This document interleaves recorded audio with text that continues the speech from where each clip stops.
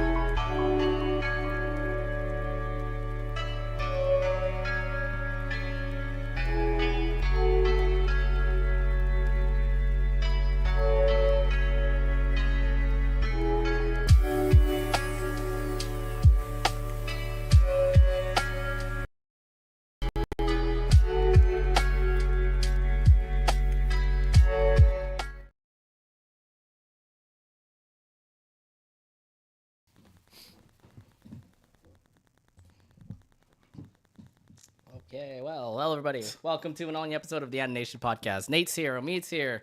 We're back after what, for 4 weeks, 3 weeks of no episodes? Yeah, we were back. We were took a bit of a short hiatus, but now we are back, baby, and we are in full form. So what is up, y'all? Happy what is it? Summer? Well, the beginning of summer now. Well, I mean, like, the beginning of summer is about a couple weeks from now. It's still spring. No, it actually is the summer now. The weather's hot. The summer technically starts at June 20th, but summer is approaching us. But yeah, I just want to say happy June and happy Pride Month as well. Yeah, Pride Month is this month too. So for those who are LGBTQ+, it is your month to represent your pride. Yeah, so celebrate and celebrate well. Yeah, indeed. So yeah, Yeah, we've been out for a while. I know last week we did a June update, and I feel like we might do this a lot more often, giving you guys monthly updates of what new things are going to come out during that month. So, yeah, I mean, last week we were really hyping up about the fact that Big City Grease movie just came out. So that was hype, by the way. Great movie, by the way, and we'll discuss that later in an episode.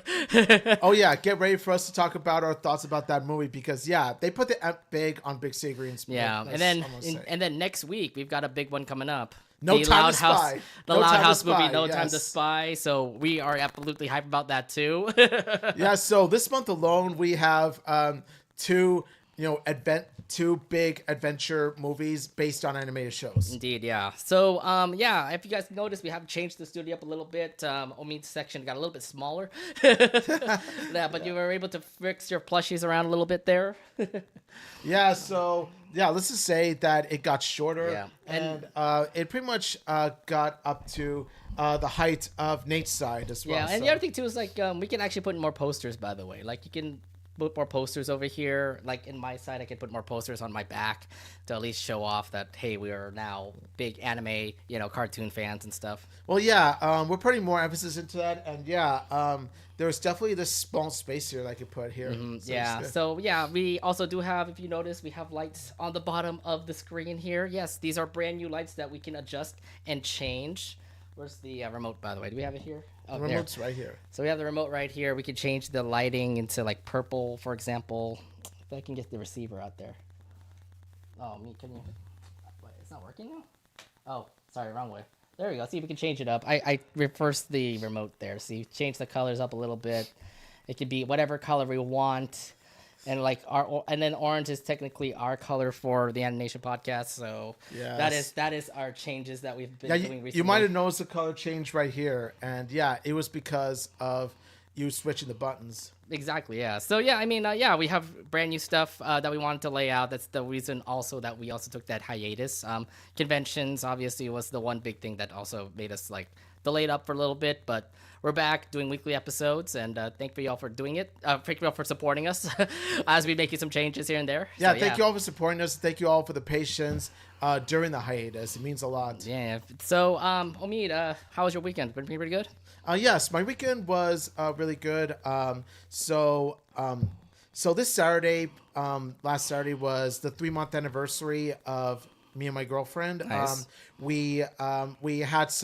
We ate at this one ramen place, and then... Is that the one next to your place, or is it some other spot somewhere in a different part of town? No. It was a ramen spot that we went to during our first date. I figured since it was our 3-month anniversary, we would go eat at that one place. And then after that, we walked around this small park called Berry Park. And then we checked out this South San Francisco library, which is a very huge building, and it's 2 stories. So it's a pretty big library. Okay. It's about 2 or 3 stories. So yeah. So a day out with your girlfriend in the town, pretty much. Yeah, it was definitely good stuff. Nice. And also Sunday I hung out at my friend's place, so we had a good time. But enough about me. I want to pass the mic on to you. Sorry. Nate, how was your weekend? Very sorry. Marcy just doesn't want to stand up today. Because Marcy's clumsy. You know what? Screw it. I'm going to put her over here. She's getting a little annoying. Because our Marmar could be clumsy. She could be clumsy. Same with Chica, too. There, at least she could stand. So there's that. Well, the last weekend I didn't really do much. Let's see. Yeah, I actually didn't really do much. Mostly just chilled at home. I did restring my tennis rackets, and then on Monday of this week, I was able to play a couple of tennis rounds. Then I just realized that my tennis swing has been getting a whole lot better thanks to that new racket restringing. So maybe it's just because my strings were a little bit worn out. Now I have brand new strings, and it's pretty cool. What I want to do is actually I'll get new frames of tennis rackets, and I want to restring them to different colors. I want to try to do pink, green, and blue, just the Calamity trio. Yes. You want to have a Calamity. So you want to have a Calamity tennis racket? Yes, I would love to do that. No. 3 rackets with the different strings. Yes. Okay, nice. So I'm gonna have like a green. So I'll have like a green racket with green strings, a pink racket with pink strings, and I have a black racket with blue strings. But it's okay with me. I'll take with that. So Calamity Tennis Racket Collection. Something like that, yeah. But I don't think I see like pink rackets that actually can work, like can do really well in the courts to say. So I'll do whatever I can. But I want to at least get those 3 strings and actually make them into different tennis rackets. So that's that. While I was waiting for the restring, I also went to Kinokuniya and Mitsuwa. I was there for mostly half the day waiting for the string to be done. So I visited like Paris Baguette, my old working place. Yeah, I remember that. It has changed quite a bit. Yeah, if you haven't noticed, like ever since I left, when I left college, my first job was literally in a bakery, and I remember working from 5 a.m. to 2 p.m. because everybody needs to make bread, and then right after lunch, nobody needs bread. That is true. Yeah, bread's more of a breakfast thing. Yeah, and then I also did go to Mitsuwa, picked up some stuff from the Japanese market that they have over there. And then I also went to Kinokuniya and also updated on my manga. So I ended up getting the newest volumes of Oshinoko, Spy Family, Fate Grand Order, and I'm actually reading 2 new ones. My Dress Up Darling mangas, I'm starting that up. And then and then Apothecary Diaries. I was starting that up. Oh, no, I forgot. It's not My Dress Up Darling, it's Bocchi the Rock. So they have the manga series out there already. So I started picking that up and starting to read that. I have a manga collection myself, and Oshinoko and Bocchi the Rock are 2 of the manga I collect. Yeah, but I try to at least like, because the thing is like I don't watch Oshinoko just because Oshinoko is on a different platform like High Dive, and I don't want to pay High Dive, so that's why I decided to just like read the manga instead. It's kind of similar, the fact that we do get the stories of what happened in Oshinoko. Yes. So it is relevant to the anime. Yes, you're in for a really good one because, it's definitely one of the best anime I've ever seen. So yeah, didn't win Anime of the Year. You have to watch Jujutsu Kaisen now. Yeah, because it's called the JJK Awards, not really the Crunchyroll. Yeah, you know what? We also have to talk about the Kids' Choice Awards because that's coming out in July. Yeah, about that. Yeah, not really, reliable. I know it's not reliable because they always rig to the Nickelodeon favorites like SpongeBob, for example. Yeah, it's the SpongeBob Choice Awards. But what would be funny is that what if Big City Greens actually wins and beats SpongeBob? What do you think? Yes, it'll be ultimate victory. Bingo bango. I know the Louds are also nominated too, so you're thinking like maybe Loud House should win or maybe Big City should win. Anything but SpongeBob. How long has it been since SpongeBob has been in has won the award? That's the thing. Yeah, the last time anything other than SpongeBob won was Avatar: Last Airbender, and that was over decades ago. Yeah. Look, SpongeBob needs to go down, and either Loud House or Big City Greens, please take him down if anything. So go to KCA and vote. But there's a lot of other nominees that they're also in KCAs, so we'll have to actually do an episode about that later on this year. So yeah, maybe sometime soon because it does come out in July.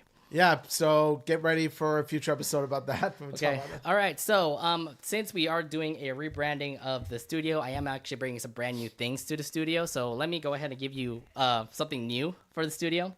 As you notice, Dipper is gone from the front because I'm actually bringing in a brand new person. Moon Girl, welcome to the studio.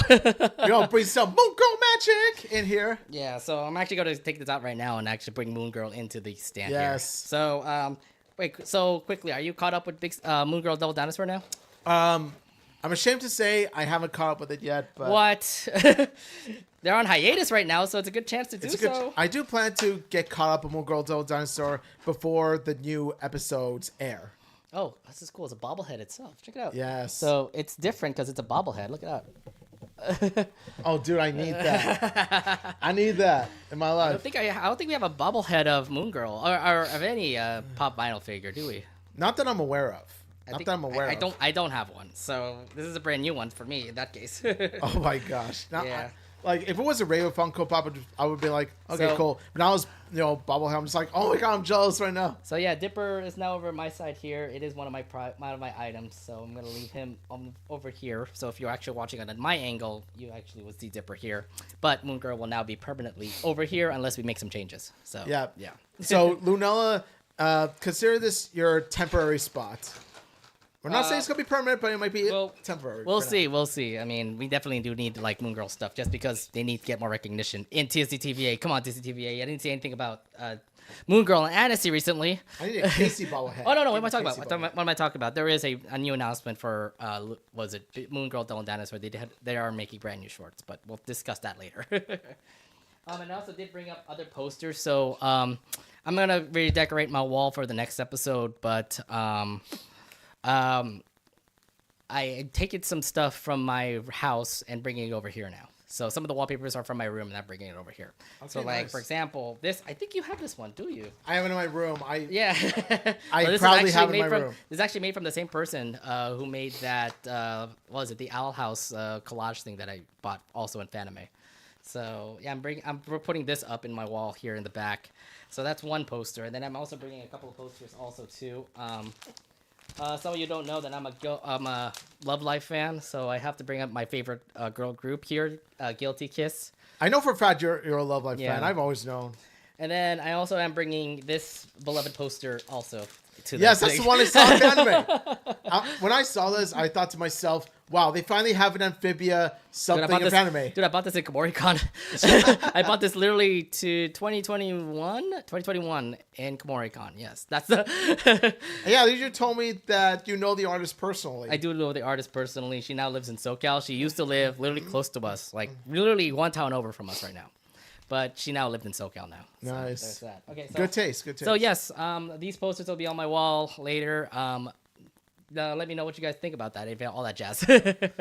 Yeah, so yeah, you're definitely gonna see the room definitely more decorated. I mean, we kind of want to make it more decorated. Look, our thing has been like white all over the place. We need to like redecorate it here, especially my wall. Look at the screen right now. Look, all white. It's all white. I need to change it up a bit here. White's boring. We got some colorful, right? We can make it colorful. All right. Well, without further ado, let's actually start up the episode and let's actually talk about, well, okay. So let's talk about a cartoon that I kind of shit-talked a long time ago about, but this time around, I actually do want to, Shut up. Don't bring that up right now. But out of everybody's surprise, I think out of my surprise mostly, this actually turned out to be pretty good. Let's actually talk about Fairly Oddparents, A New Wish. Yes. So so we're actually gonna do a first impressions on Fairly Oddparents, A First Wish. A Brand New Wish. What happens during our first impressions that we've watched the first 2 episodes and actually analyze what has been going on in those 2 episodes. So let's actually break it down here and actually talk about, well, Fairly Oddparents, A New Wish having a brand new character. It's not Timmy Turner anymore, it's Hazel. What are your thoughts on Hazel now? Because she feels like a different kind of character than Timmy Turner. You know, when I first heard that there's going to be a Fairly Oddparents new series to begin with, but I heard the first announcement, my eyes were kind of rolling. It's like, oh God, here we go again. But then when I saw Hazel, and the more I learned about Hazel, the more I admire her. Simply being because of the fact of how the show does something different by having a new godchild with her own struggles, her own needs, her own wants, her own personalities. Like, it's just refreshing to have someone other than Timmy Turner for a change. So the thing is that when I first saw the trailer, the obvious big thing that came up was Hazel. The fact that this girl is brand new. She seems like, I don't know. Like, the thing is that when we first saw it, like those first glimpses on that previous episode we've done, the only thing we see is that this is just a brand new girl. It's not Timmy Turner. It is literally a brand new girl. I don't know what is up with her. That is until we actually see the first couple episodes. It does make sense why she needs Fairly Oddparents. Exactly. And when you look at Hazel's character, you can see how it makes all the more sense why she needs Fairly Godparents. And I said before that she has her own struggles, which we're gonna bring up. But needless to say, like I said, the more you look at Hazel's character, the more you understand why she's the next godchild. Yeah, so it does make sense why Hazel will be a god kid to Fairly Oddparents. To actually talk about the Fairy Godparents right now, Cosmo and Wanda. Now, you would expect that what Timmy Turner did was that they appeared over as in a 9-ball and literally just appeared as Timmy Turner's Fairly Godparents. This time around, they actually act as humans, retired from being godparents and actually are humans. Just living in the real world, just living in the human world. So your first impressions on the fact that Kazuo and Wanda got introduced like this instead of being just magically popping up.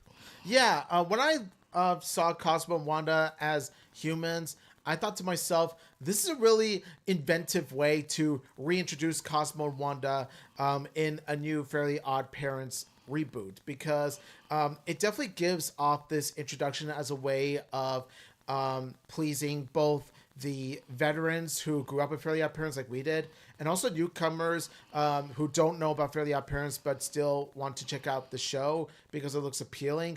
This is a way to introduce Cosmo, Wanda, as the fairy godparents, without the fairy god part in the beginning, but then as time passes, you do see the reveal that they're actually fairies. You know what's weird though? Like, even though they're humans, they still do magic here and there. Yeah, and you do see the glimpses of them doing magic, which gets Hazel to be pretty sus of them. She the more she notices them, the more she thinks that there's something strange about them. To which she warns her parents, but then her parents are sort of like busy helping Cosmo and Wanda out with packing. Yeah, but it's more of like Cosmo and Wanda introducing themselves to the neighborhood because they live in that same building. Yeah, and not only do they live in the same building, not only are they living the human life, but you come to find out later on that they're actually retired. Exactly, yeah. So, no, it didn't come in until, like, I think in that episode where we get to hear that Cosmo and Wanda are retired. And I'm like, oh, wait a minute. So if they're retired, that means Timmy Turner has been, like, grown up. He's probably over 18 years old now. And that was their last god kid. Yeah, he's probably he probably grows up to be a muscular adult going to work, and then he has his two kids. I get it. You watch Channel Chasers. Channel Chasers. Yeah, I get it. You watch Channel Chasers. Okay. Channel Chasers will have a special place in my heart. It's good. No, it's a good movie. Yes, we're not going to that future where he actually turns into like a freaking old man, like begging for money. You watch the first episode of Fairly Odd Parents. Yes.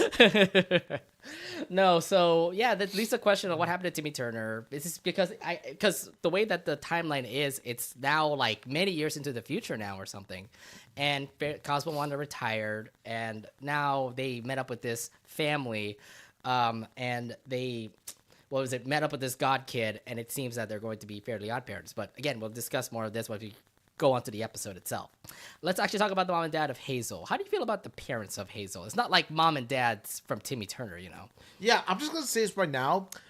Thank goodness that we have a Fairly Odd Parents series in which a godchild's actual parents are actually legitimately caring people towards her. Because you've seen in the old Fairly Odd Parents show about how Timmy Turner's parents, they're not that great, to be honest, when you really think about it. Because they always find an excuse to leave Timmy alone with an evil babysitter who, even after she's shown signs of being evil, they still leave him with her because, well, they're off to do their own things and whatnot. This time around, like, Hazel's parents are actually generally, not only are they caring parents, they're actually really intelligent. They really are smart parents. I think one was into, like, psychology or something, and then one is into, like, the oddities, yeah. Like some odd sciences like magic and things of that. Magic. So I have a feeling that Hazel's dad will eventually be sus about Cosmo and Wanda. Oh, they do magic. Ooh, Fairly Odd Parents. He will not be like Dizzle Crocker, okay? He won't be like a mad guy like him. No, see, that's what I like about the show is that it takes certain personality traits of old Fairly Odd Parents shows and they decide to subvert it. They decide to make different characters with it.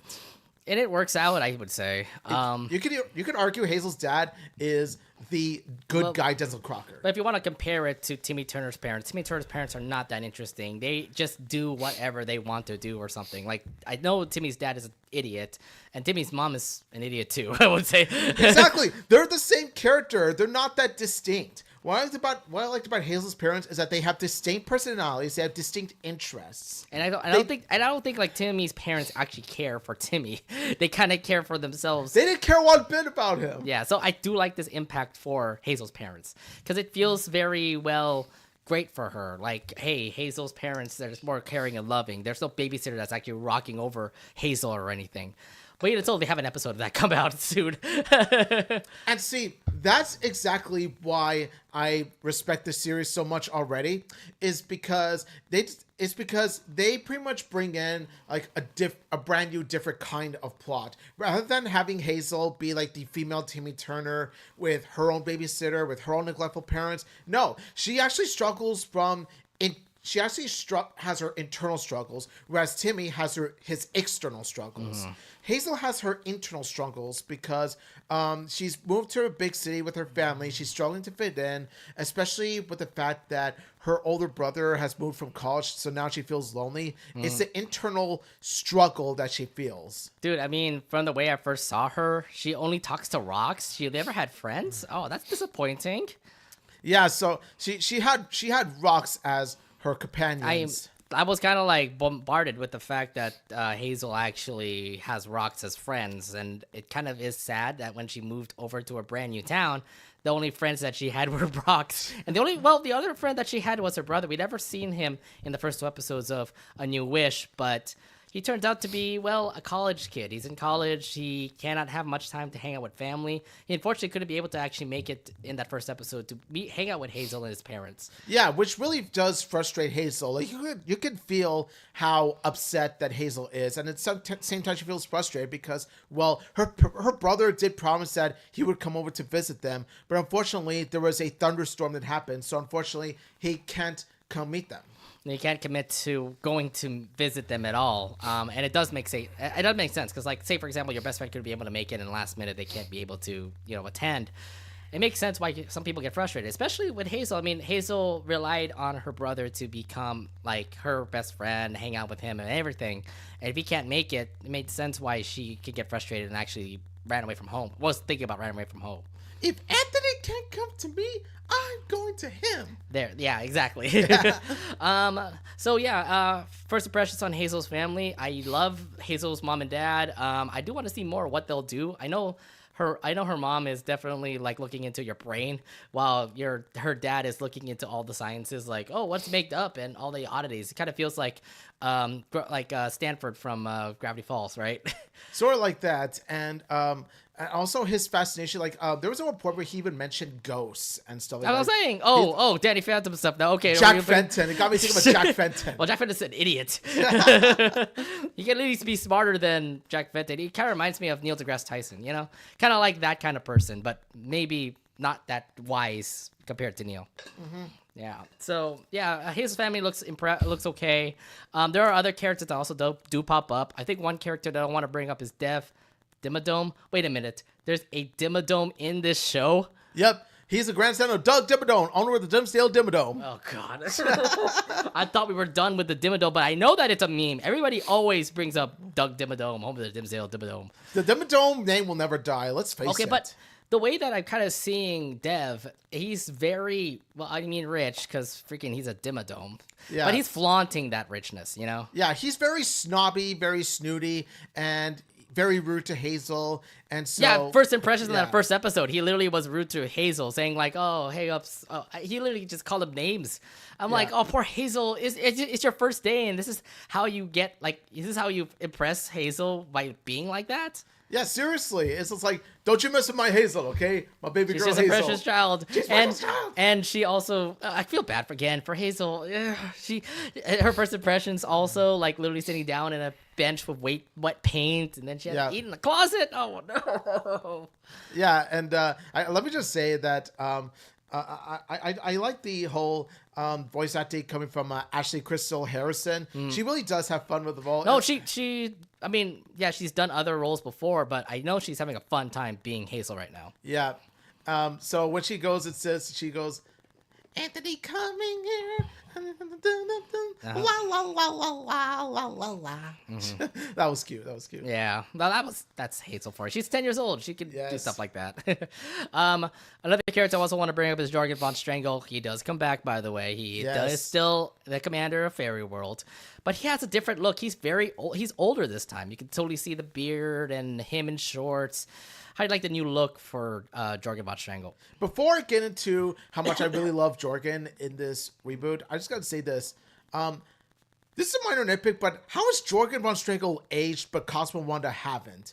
Because if you notice, look closely, Cosmo and Wanda look at kind of the same age, whereas Jorgen aged a lot. So you're telling me that Jorgen von Strangle is older than Cosmo and Wanda? I think that's a strong thing to say. Yes. I'm saying that it's weird how Jorgen von Strangle looked much older than he did in the original show, yet Cosmo and Wanda haven't aged a bit.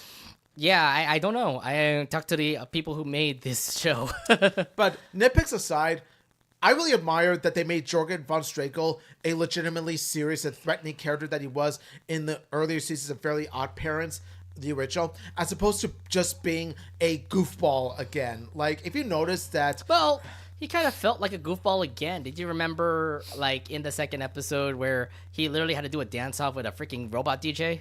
Well, here's the thing. Jorgen von Strangle, his goofiness, they used it sparingly in A New Wish and the earlier Fairly Oddparents, whereas in the modern original Fairly Oddparents episodes, they made him... They cranked up his goofiness to 11, and they made him an idiot. I guess, but it feels like an idiot somehow from the first episode we see him in A New Wish. No, but like his idiocy, like I said, it's used sparingly, and his threatening presence comes back. He's still the commander of Fairy World. Like, he's not the ruler of Fairy World, right? He's the toughest fairy in the universe. There you go. He Yeah, commands all that's what I'm saying. He commands all fairies, so he is the commander of Fairy World. I do have to say this though. His silliness is still there. He fucking dabbed in the episode. Oh god. Why do you do? What shirt are you wearing? Oh my god. The perfect occasion. The perfect occasion. Yeah, I just remember some silliness happening here and there, but he does still have like his strong plate of being the commander. So whenever he rules over the fairies, he knows what to do. He's strong as heck and all that jazz. Yeah, it's like he has that tough, threatening, brutish presence. Like, it's a combination of his serious side and his funny side. And I'm sitting there, like, that's how you rewrite Jorgen. Yeah. Well, if anything, Jorgen von Strangle is, like, kind of reminds me of, well, like season 1 Jorgen with a little bit of season 8 Jorgen, okay? I mean, the season 8 Jorgen... He's a very silly. He's like the really stupidest. The season 8 Jorgen is there, like, sort of, but they mostly show a season 1 side, which is good. Right. So, if anything, again, we've been very impressed with the characters. How about the students of the high school, of the middle school? Sorry, the elementary. Sorry, God. How about the students that Hazel is attending in that elementary school that she's attending? I'm just gonna say this right now. The students that Hazel meets. Let's look at Jasmine. I really do like Jasmine. Wasn't she the singer that is out of tone or something? Yeah, she's the singer that is out of tone, and she's pretty much this. She's a really cool person to hang out with, and you do see why in the end she comes into Hazel's life, and then we got Win, who is a non-binary character, non-binary rights for the win. So there's a little bit of pride there. He'll show up there, and of course Win is, like, as the show puts it, like, is very cool, down to earth. And well, she's a skater too, so they are skaters. Sorry, they are a skater. Gotta. Sorry, pronouns have always been the thing. So yeah, they're pretty much shown to be the cool skater type, and they're pretty much shown to be very humble at it. They don't feel snobbish or any kind of jerk. They don't feel as snobbish or anything like Dev, for example. No, they show their cool side while showing a friendly, down to earth kind of cool. So there are other students that also got introduced, like this one soccer girl that literally says football whenever she's like kicks the ball or something. Yeah. And then there's this one ASMR guy that creeped me out a little bit when I first saw him in those 2 episodes. Whispers Fred. He literally whispers like what was it when he was pouring cereal in, and he literally just makes the sound effects. I'm like, what the fuck? Actually, to be fair, that is what ASMR people do, and it's again creepy. Very, very. Stop that. No, you're gonna scare our audience now because of that. Oh god. All right, so yeah, those are the main characters, or some of the characters that came up in the Fairly Oddparents New Wish. Let's actually talk about the animation, because it's a different style of animation compared to what you saw in the Fairly Oddparents. It's 2D animation versus 3D animation or CGI 3D animation that we're seeing in A New Wish. Do you like the change of animation styles here? I really do because when you look at the animation of this new show, you can see how stylized it is. Like you could tell that it has its own distinct looking animation. They sort of went with the stylized kind of look. And I gotta say, they really pulled it off in fun colors because, yeah, it looks distinct from the original show. There are times where the animation could feel a bit stiff. It could use some polishing. I could see that a lot, yeah. But the animation, for the most part, feels very fluent. I think the animation is actually not bad. You can see from their facial expressions, they're totally something from 2D, like Fairly Oddparents. Like, it's not the same as 3D animation like you'll see from Jimmy Neutron, for example. Yeah. But the CG effects of the character design themselves, moving around, them flying around, feels like it's a new way. I kind of compare this kind of animation style to Big Nate, for example. Like, Yeah, do you see it's that kind of like that. animation style that's kind of like that? A little bit of a dark tone there. And the character designs looking like the same way they got created compared to Big Nate. Kind of feels like that. I kind of feel I'm kind of feeling that that's sort of like going to be the new go-to in terms of the animation style of newer Nickelodeon shows. You think so? Not back to the 2D animation styles we've always been loving, like SpongeBob and Loud House, for example? I mean, there's going to be a combination of both the 2D shows like SpongeBob and Loud House and the 3D shows like this show, and I want to say Big Nate, but unfortunately that's canceled. That's gone apparently. Paramount, what are you doing? You took down all of Big Nate's. We can't see that anymore. No, but I do like the animation style. It does have a different like twist and different style that makes me want to watch this a little bit more. And like the character designs are great. Like they all look great. Cosmo and Wanda, the Fairly Oddparents, definitely both of them still look the same. And there's nothing wrong with them. They look like, same characters that you've seen back in the original cartoon. They really do. They pretty much what I like about this show is that it gets its own animation style done right, while paying tribute in some way to the 2D style of Fairly Oddparents. Now, I also do want to talk about, we kind of do have a mix of 3D and 2D in the Fairly Oddparents. You will have like the episode run in 3D, but there are stills in the show that show the 2D animation or the 2D pictures, to say. How do you like this method of at least showing some 2D effects in the show? What I like about it is that it may seem a bit uncanny. It may seem a bit off at first because, it's pretty much two different animation styles conflicted with each other, but they don't really feel that conflicted because they're the fact of how this 2D animation, was the original go-to in Fairly Oddparents as a whole. So it's weird when you see a book that they're reading and the cover is literally 2D. Like the character design is literally like a 2D design that you see back in the original Fairly Oddparents, to say. Not to mention that there's also picture frames. There are images. In which... Did you see like Cosmo and Wanda's house? They apparently have a picture frame of Timmy Turner's bedroom. They miss Timmy Turner. I mean, they know Timmy Turner, so if anything, it's just lodged in his brain. Yeah, and there's also that's kind of like what I like about this whole mix of 2D and 3D animations, that they know when to use 2D. Well, I do like the fact that like they keep it in styles, like they keep it situated in like flashbacks, for example, or like title cards. They do it a lot on the title cards. Yes, they went full on 2D original Fairly Oddparents look in title cards. Yeah, and I think if anything, the animation style is more on the CGI when it comes to just the cartoon itself, but they do put in the stills of them in 2D animation or in a 2D style. When you look at the stills, say for example, in the first episode, they did give a history of like the Fairly Oddparents back then, when they were like cavemen, when they were like in the Renaissance era, they're all, and the style of animation they had there was just 2D styles. Like they're all cartoon stills, not like animation stills like what we see in the recent Fairly Oddparents show.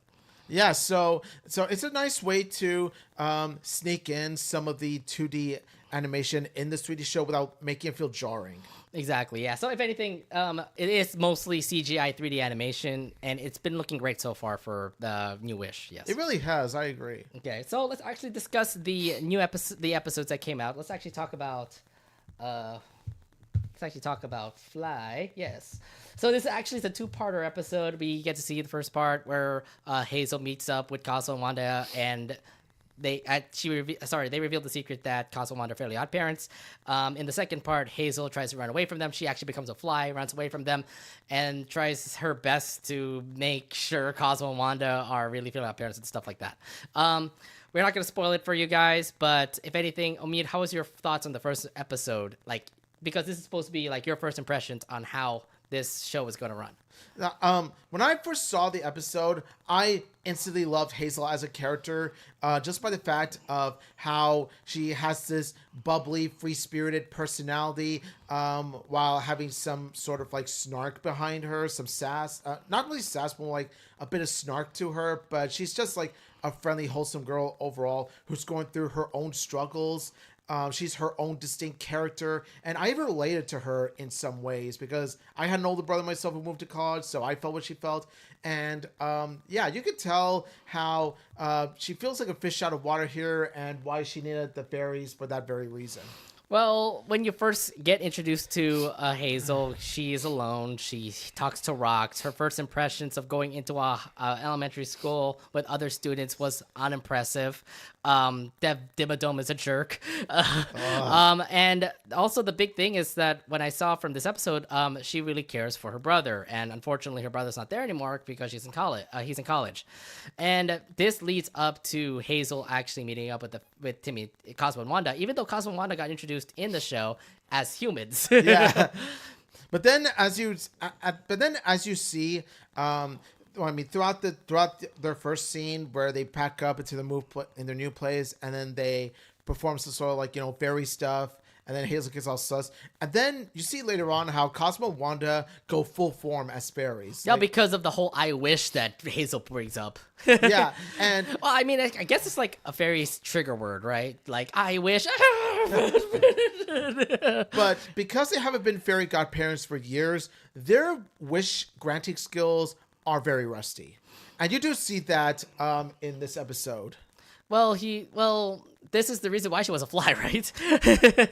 It's the reason why she was a fly. And I'm saying it does make sense that Cosmo and Wanda would be rusty when granting wishes in comparison to the original, because in the original, Cosmo and Wanda still were doing their Fairly Godparents career, whereas here it's pretty much they're trying to rekindle the flame, but it's kind of hard to rekindle the flame when they haven't been fairy godparents for a while. I mean, there have been many years since they were fairy godparents to Timmy Turner. And they still have memories of Timmy Turner if you get to see from that first episode. Even like this one flashback that I saw from Cosmo, literally saying like, oh, I remember I had a god kid before, and then there was like flashbacks of him going into space, for example. And there's moments of like him literally in space with Timmy and Wanda, and I thought it was actually pretty sick to have some nostalgia factor there. Yeah, what I like is that they do pay tribute in some way, shape, or form to the original Fairly Oddparents without shoving it in your face. What I like about it is that they use these Easter eggs and these references to the original very sparingly and only when necessary. Indeed. And it worked out. Like, it makes us think that Cosmo and Wanda still knows Timmy Turner. Even though they're retired, that they don't have a fairy god kid for quite a while. And the fact that like they're becoming fairy godparents again. Now they have to hone their skills, get back their skills of doing all this magic stuff, and make sure that Hazel is the one to be their god kid. Yeah, but they're off to a rusty start so far because, they made her a fly, and she was about to get eaten by a Venus flytrap. Because, they make her into a literal fly. They made her a literal fly, and then she was going to do whatever it takes to get to her brother, but at the same time, she has the instincts of a fly, so there was that time where she actually went into a French fry and literally was about to eat one. Yeah, like you can feel for poor Hazel because when she was a fly, like she was literally in danger. So what I would say is that the funniness of Fairly Oddparents are still back. It makes me like Hazel a whole lot more. That she's kind of clueless when it comes to godparents. And we also love the silliness of Cosmo and Wanda again. Like they were still funny as it is back in the original series. Yeah, of course, back when the original series was good. Back when they were good. I know that the recent Fairly Oddparents stuff was absolutely not what we wanted. Yeah, but like the modern original Fairly Oddparents episodes. Yeah. Don't get me started on those. Either way, I mean, it's a good first impression of who Hazel is, and the fact that the Fairly Oddparents are still Fairly Oddparents. I do like how Cosmo and Wanda are still there, even though Timmy Turner's gone. Hazel's now their new god kid, and it turns out to be great. Yeah, Cosmo and Wanda are done really well here because of the fact of how they feel like a loving couple again, and they feel like lovable characters again. Whereas later on, when they got Flanderized, Cosmo got Flanderized later on into too much of an idiot, and Wanda became a nag in the later Fairly Oddparents seasons. Here, however, they're back to the original forms. They're back to their golden age. Mm-hmm. Either way, good first impressions on the first episode, and it made me want to go into the second episode. So it's like, oh, cool. I want to see what other things can we actually see from the Fairly Oddparents New Wish. This leads us to the second episode of the Fairly Oddparents, which is a two-parter. The first 50-minute episode is called The Department of Magical Violations. Literally, DMV. Yes. I'm like... Yeah, in the real world... you don't want to hear those three letters come together. But this episode, we get to see Jorgen von Strangle, and apparently, Fairly Cosmo and Wanda actually broke the rules, knowing the fact that Hazel was supposed to have a different god kid than Cosmo and Wanda. So Cosmo and Wanda ended up going through these trials in the DMV, and we'll see if they can get. If Cosmo and Wanda can become Hazel's fairy godparents. But how'd you like this episode? Well, I really do like this episode because of what I mentioned about Jorgen von Strangle being awesome again. And of course, you do see the different tests that Hazel, Cosmo, and Wanda go through in order to prove that Cosmo and Wanda are suitable godparents to Hazel. But then you do see them fail at first, but then as time goes on, you do see the Cosmo and Wanda do actually prove their worth. Well, actually, no. I don't know. I don't know about that. Sort of, but it's kind of because, the new godparent that Jorgen assigns to Hazel sucks terribly. Cookie, yes, because everybody loves cookies. Yeah, like but what I like about it is that Cookie may seem on surface like an appealing godparent to Hazel because, well, her name's Cookie. She likes cookies.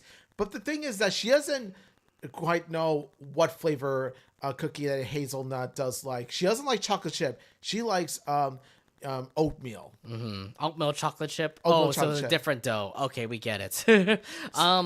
I also do want to put up this whole violation of rules. I don't know about the rules, if they always change it all the time, but you can actually wish your fairy godparents. Yeah.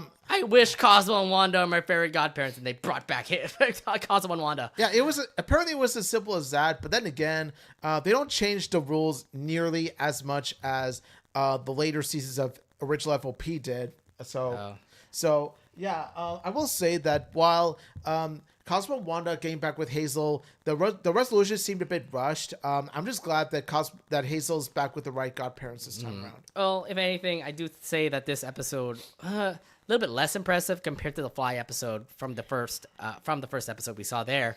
If anything, I did like Jorgen back. He definitely looks different. His silliness is still there as well. The cookie fairy, definitely, I didn't want that to be my fairy godparent if I was a 10-year-old kid. Yeah, no. She was torturing Hazel with all those cookies, to be fair. Like, I love cookies as much as the next guy, but damn, don't give me diabetes, you know? I don't mean no diabetes. But yeah, I mean, undoubtedly, little bit disappointing on that second episode. But another episode that actually did air in this 30-minute run was this episode called Teacher's Pal. This is where Hazel actually wishes to become a friend towards the teachers of the school, and it turns out to work out until their standardized test was about to come up. Yeah. And you could see how Hazel is still struggling to make friends, and she's aware that she has this big test coming up.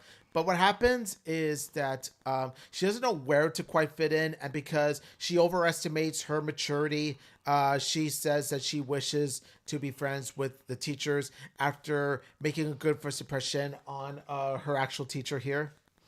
Yeah, I don't know. I mean, again, this is kind of... I was looking at like how this episode went. It kind of feels like Hazel still doesn't know how to make friends. She definitely made an embarrassment self to her when she was in the lunchroom. She didn't know how to dance and stuff. She was dancing with a teacher, and then she actually made a wish to become friends with the teachers. And it's weird how the teachers act like kids too.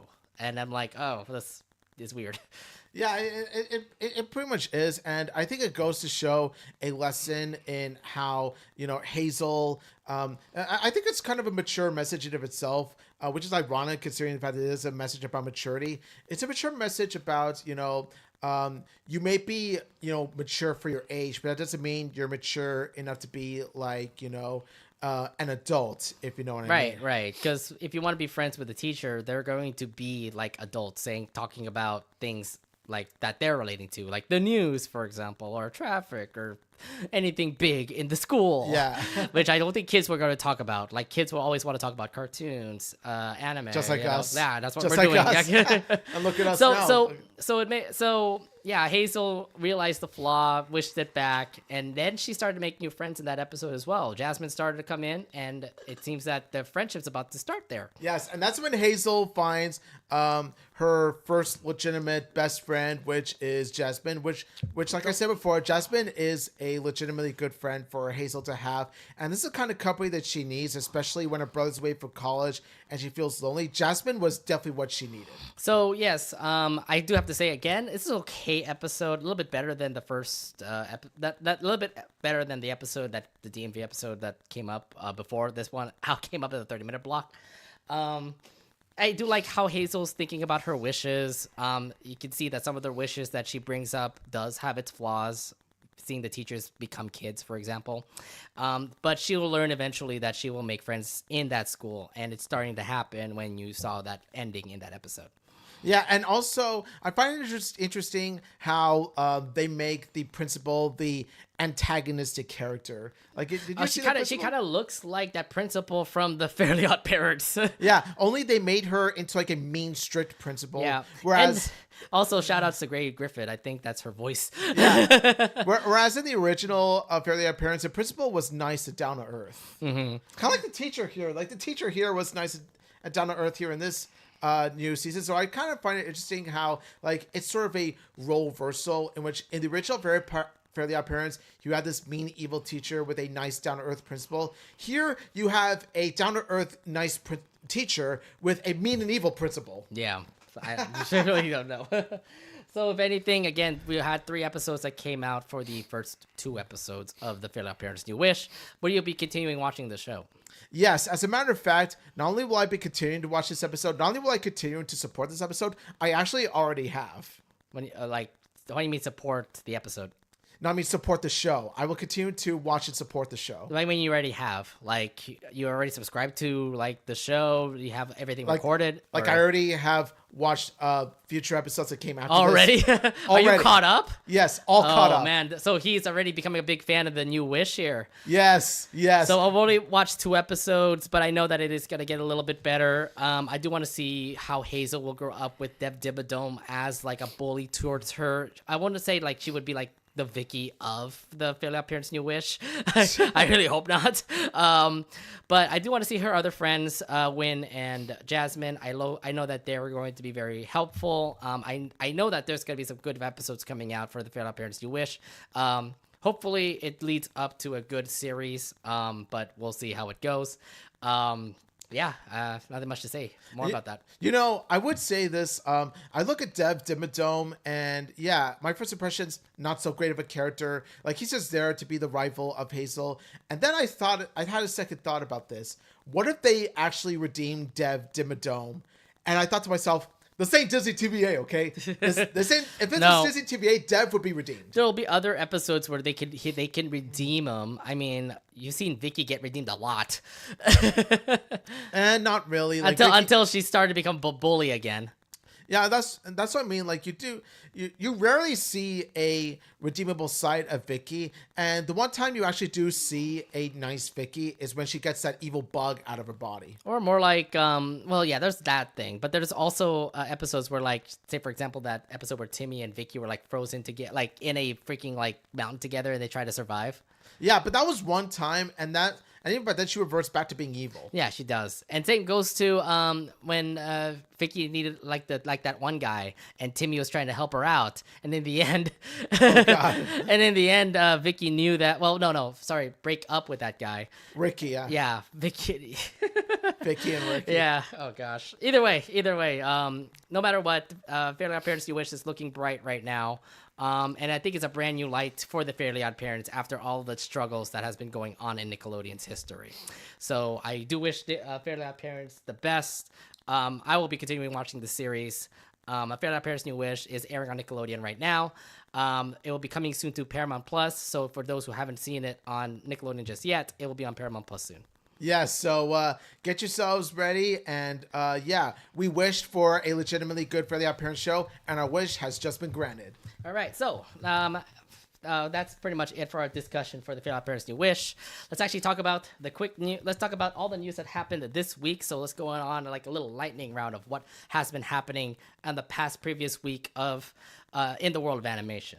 Let's start it off with, Gravity Falls. Gravity Falls just had, a big announcement. Not really much of a big announcement, but an executive of Disney TVA has been in talks with the creator, Alex Hirsch, to give us hope for a possible new Gravity Falls project, including a possible brand new season.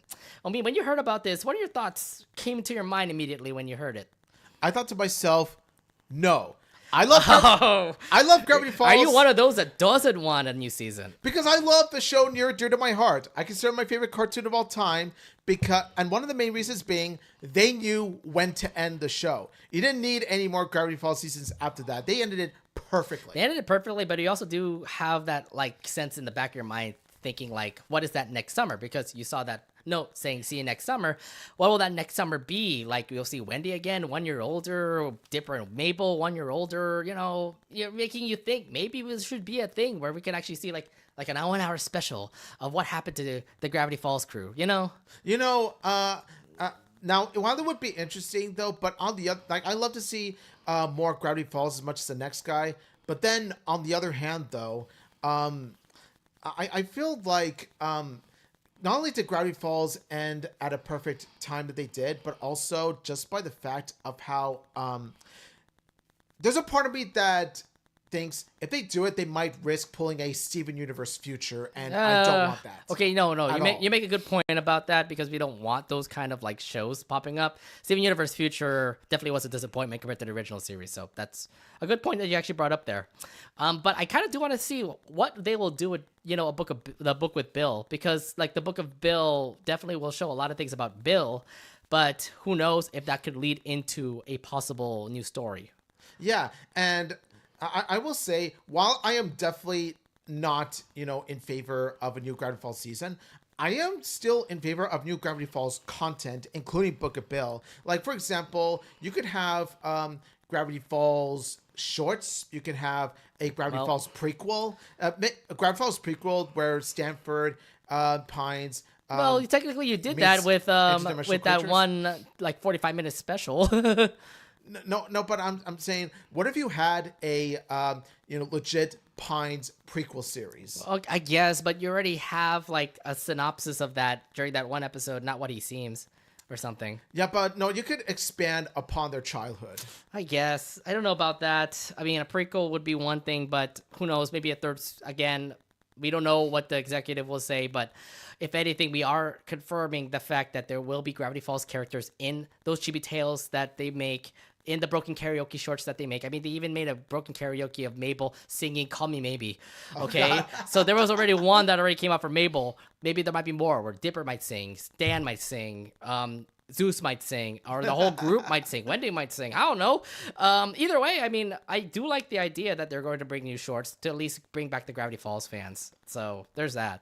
My girl Mabel rocking the mic. Let's go. Yeah. So are you excited to see at least a chibi tales of that, or a broken karaoke, or something, of that nature? I'm excited to see chibi tales and broken karaoke, because when it comes to showing Gravity Falls, I think that's all you need.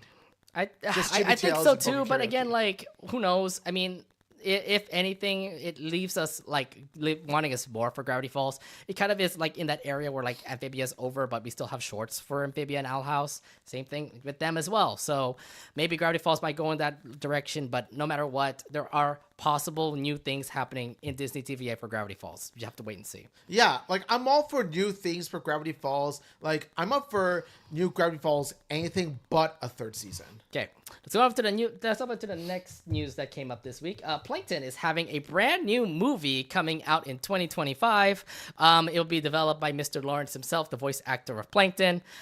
This news came out last week, literally before the new Sandy Cheeks movie comes out on Netflix. Omid, what are your thoughts on the fact we're having another side character have a movie?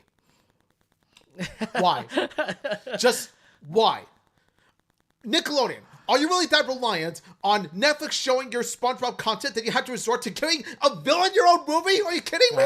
What? How many origin stories have you heard from SpongeBob recently, right? I mean, didn't we have like them making the chum bucket or something, like Plankton making the chum bucket with Mr. Krabs, or making a Krab Patty Mr. Krabs? I don't know. What can you really do with the Plankton movie?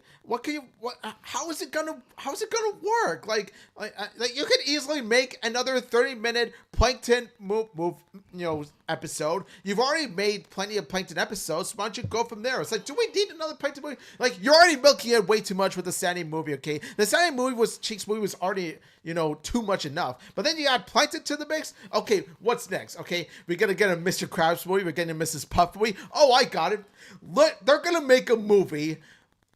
They're going to make a movie about Fred, the My Legs guy. Oh, my God. It's going to be called My Legs, the movie. Oh, my Legs, the movie. I'm calling right now. It's going to happen. No. It'll be called Fred the... Well, Fred is actually a influencer himself. Yeah. Has been influencer. Yeah, that's why I don't think they're going to... I don't think they're going to name him that. But if a movie starring that particular character comes up, they're just going to call it My Leg movie. No. The whole title we called My Leg with like 5 G's. My leg. My leg. Yeah, seriously.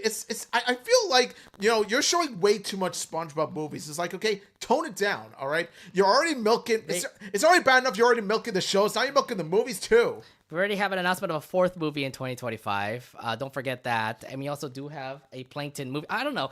What is SpongeBob's future looking like? Like, they don't even talk about Patrick Star Show or Camp Coral anymore. I'm thinking they're really reliant on movies now. Like, oh, you want a side story about Sandy Cheeks? Here's a movie for it. You want a side story of Plankton? Here's a movie for it. Do you want a side story of Gary? It'll be a movie for that maybe in the future. Or Mr. Krabs, or a Pearl, for example. Maybe she might have a movie. I don't know. She might graduate. That could be the story there. She'll become a whale herself. The only way that I can accept the only way that I can expect the only way I can accept a movie that is based within the SpongeBob universe is if you have a Merryman and Barnacle Boy movie. Oh, but they both passed away. I don't think you can bring them back. They both passed away, but I do trust that the new actors might. Keyword being might. I mean, not even the young Merryman Barnacle Boy can also come back because they also passed away. But I do trust that the new voice actors might deliver some incredible voiceover work of Merryman and Barnacle Boy that it will feel like a nice tribute to those that passed away. I guess so, but either way. Again, milking the fuck out of SpongeBob. I don't know what Paramount and Nickelodeon are doing, but why? SpongeBob has been their key fan base, and we're having a Plankton movie. If anything, Mr. Lawrence, I hope you do a really good job with it. This is one of your big projects, so hopefully it's going to be a good one. But we have no faith in it. I wouldn't say we have no faith in it. It's more like our fate is like a little bit lost because there's way too much SpongeBob out there, guys. Yeah, no, I'm sorry, no, but honestly, I refuse to support this because it's sending a message of how, hey, the more where Nickelodeon's all about SpongeBob. I'm like, no, you're more than SpongeBob, okay? We just talked about New Wish. If anything, there's at least more things than SpongeBob. And speaking of more things about SpongeBob, Nickelodeon did bring out a brand new trailer for this particular series, The Tale of the Teenage Mutant Ninja Turtles. This actually picks up from the movie from the Teenage Mutant Ninja Turtle movie that came out last summer, Mutant Mayhem.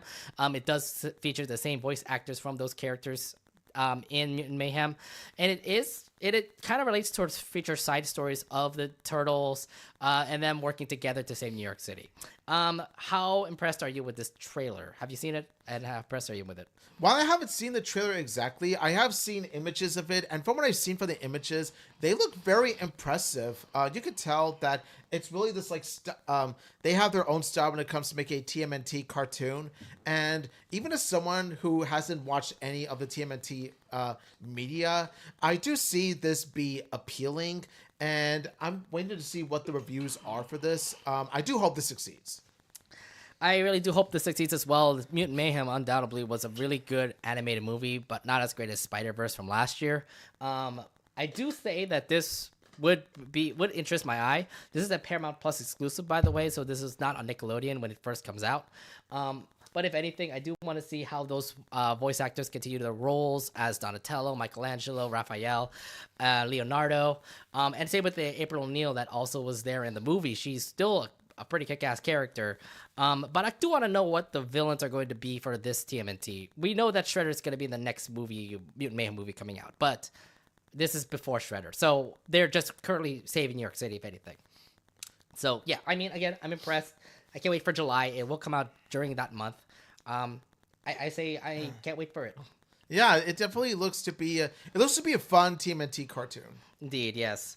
All right, next, actually go into Disney side and actually talk about this particular short, the DIY Duck. Now, yes. This literally came out last week. The short is only 2 minutes long, and it featured Donald Duck fixing something in his house. But from the way you actually see the animation style for this particular short, it's brand new animators who are working on it. But at the same time, you also do feel like a little sense of nostalgia with the fact that the music kind of feels the same way like back in the old Walt Disney shorts, to say. Yeah, that's what I like about the short is that it's a tribute to the classic Mickey Mouse cartoons while having its own modern style of animation, of 2D animation. I was kind of impressed about it because when I first saw that short, the first thing that comes to mind is like, wait, the voices sound off. Because the animation style is absolutely fluid. It looked nice, but why do I feel like the voice acting is from like the 50s and 40s? I feel like they did this on purpose as a way to show that these type of cartoons were the norm back in like the 40s, 50s, and 60s. I think that's what they were going for. But it's more like it's not even using the new voice actor for Donald Duck for right now. It literally just took some sound clips from those old cartoons, those old shorts with the Donald Duck shorts, and literally implied them with the sound effects that he does, like the and the I can't do a Donald Duck voice, okay, but you've seen him, like, yeah, all of that, yes. But you could just pick up one of those voice clips and just put it on there and do an animation of him just literally being angry or him just talking and things of that. Yeah, they may have done it that way, but I feel like it flowed very well with the animation and the character movement of Donald Duck. It does. No, it did, because this is new ways of animation, and it works differently. Remember, back then in the 50s and 40s, they had to literally use flip paper in order for them to animate stuff. Oh yeah, they did. This time around, they actually used some good animation tools themselves, and you can see how even flow like these cartoons were. So, if anything, it is definitely a different way of animation that Walt Disney Animation has done. If anything, it is a tribute towards Donald Duck's 90th birthday. So happy birthday to Donald Duck. Happy anniversary to Donald Duck. Yeah, 90th anniversary. It's like, whoa, like almost a century. Like Donald Duck is almost a century old. It's almost hitting his 100, like what happened to Disney last year. Yeah. So basically in 2034 is when Donald Duck is going to be hitting a century. Mm-hmm. Yep. So if anything, again, it's a great short. Watch it on YouTube. We have the link down in our description. Go ahead and check it out. It's only 2 minutes long. You guys have time for that. All right. Next up, let's actually talk about Wallace and Gromit. So big news came out of Netflix. There are two new things coming out from Netflix. One of the things we want to discuss right now is Wallace and Gromit. This new Wallace and Gromit movie is coming out in the fall, and it will feature a character that you haven't seen in quite a while. Feathers McGraw. Yeah, Feather McGraw, the one that wanted to kill Wallace and Gromit. So how do you like the fact that this is a kind of a revenge story? Yeah, I think that this was a badass return for Feathers McGraw. It shows how like he's out for blood. He shows absolute no mercy. So we only saw like a little bit of snippet of some clips here and there about the Wallace and Gromit movie. It is the same shorts where you get to see like Wallace continue to do his own thing while Gromit makes some inventions to make his life easier. But there was also that one scene where there literally was a scene in a jail cell, and you get to see Feathers McGraw literally walk into the jail cell with a knife, and I'm like, okay, here we go again, are we, guys? The bird held a gun to Gromit. I remember when Gromit had the batter, and he was like ready to pounce on him, and then Feathers McGraw pretty much pulled a Uno reverse card and said to pull the gun, and it's like, and then Feathers McGraw was like, yeah. Either way, Gromit is not. I mean, he's supposed to be like not talking at all. The way that his impressions are in that cartoon is, again, awesome. That's what makes Gromit the best of the two. Is that Gromit presents his character just by the movements and facial expressions alone. It shows how a character doesn't need to have dialogue to be appealing or memorable. Now, have you seen the Wallace and Gromit shorts also, or? Now, Wallace and Gromit shorts I've seen here and there, but I didn't grow up with Wallace and Gromit as much as Aardman Studios' other project, Chicken Run. Yeah, Chicken Run did bring out its movie. Did you watch that, by the way? Is that also good? I haven't seen it yet, so. Chicken Run, the first Chicken Run is one of the best DreamWorks movies. Chicken Run 2, I still have yet to see. Oh, I thought you did see it. My bad. Because Chicken Run Dawn of the Nugget, when I looked at it, I thought to myself, yeah, I don't think the first movie needed a second one. Well, if anything, Aardman is kind of looking up when it comes to their projects, bringing back Chicken Run, for example, now bringing back Wallace and Gromit. And everybody that I know grew up with Wallace and Gromit. It was an animated classic. So I can't wait to see how this movie will go. It kind of feels the same style of animation, claymation that they do to make Wallace and Gromit. So, again, I can't wait to see how this goes. It feels like a bit of nostalgia to watch them again. It makes me want to binge the Wallace and Gromit shorts before watching this newest one. Yeah, well, we'll see. Hopefully they actually bring it on Netflix, too. Yeah. All right, next news to bring up. Well, if we're going to be talking about Netflix, we actually want to talk about another announcement that came out last week called Motel Transylvania. No, I'm not talking about Hotel Transylvania. Motel Transylvania. So the Hotel Transylvania series is going to continue on with Mavis actually running a motel in the human world. That is how the story is going to be for Motel Transylvania. Omid, how are you feeling about this series? Just like with the Plankton movie, why? Just why? I mean, you already milked Hotel Transylvania dry to the bone with all of your sequels. Hotel Transylvania 1, yeah, I thought it was great. I actually really liked it. Hotel Transylvania 2, bad. Hotel Transylvania 3, haven't seen it. Transformania, Hotel Transylvania 4, not in a lifetime. Not in my lifetime. But now they're continuing on with a brand new animated series. Why do you need? Why? Just why? I don't know. You really need this? I don't know. It's a clever idea to have Mavis. I don't know. Just finally have a motel just like her daddy, making Hotel Transylvania now motel. You don't need more Hotel Transylvania, okay? Focus on your other projects, okay? I don't know what to say about this. Did Hotel Transylvania really succeed? I know that the fourth one was a bomb. It was a bomb. It literally went to Amazon Prime because no other theater could pick up that movie. For good reason. Yeah. I know that 3 obviously wasn't that great, even though it was on Disney Channel like everywhere. 4 definitely, I felt like it sucked. But now they're having a series. I'm like, what? I also do remember that they also do have a Disney Channel series also for Hotel Transylvania, and that didn't go well because it was so weird. Because it was Mavis with a lot of other different characters. Well, it kind of turned me off. I would be honest. The Hotel Transylvania Disney Channel show, I'm gonna say the animation style really turned me off. Okay, the animation style looked very cheap 2D. Mm-hmm. Yeah, if anything, there's that too. I'm not saying cheap animation automatically equals bad show, but there's something about that animation just didn't look appealing. It didn't scream must watch to me. Well, it's coming out in 2025 on Netflix. There is a year to go before this actually will be out in Netflix. Do you still think there's a chance that it will be successful, or you're not going to be able to be interested in it, are you? Not in the slightest. I'm sorry. Hotel Transylvania was already milk dry to the bone. And Hotel Transylvania, the entire franchise has already run its course years ago. Yeah. If anything, I'm not interested in it. But for those who are into Hotel Transylvania, you have a brand new series called Motel Transylvania. Let's see what Mavis and her new husband are going to deal with this new motel idea to say. Yeah. I know you're trying to be like your daddy, okay? Trying to follow your father's footsteps, aren't you, Mavis?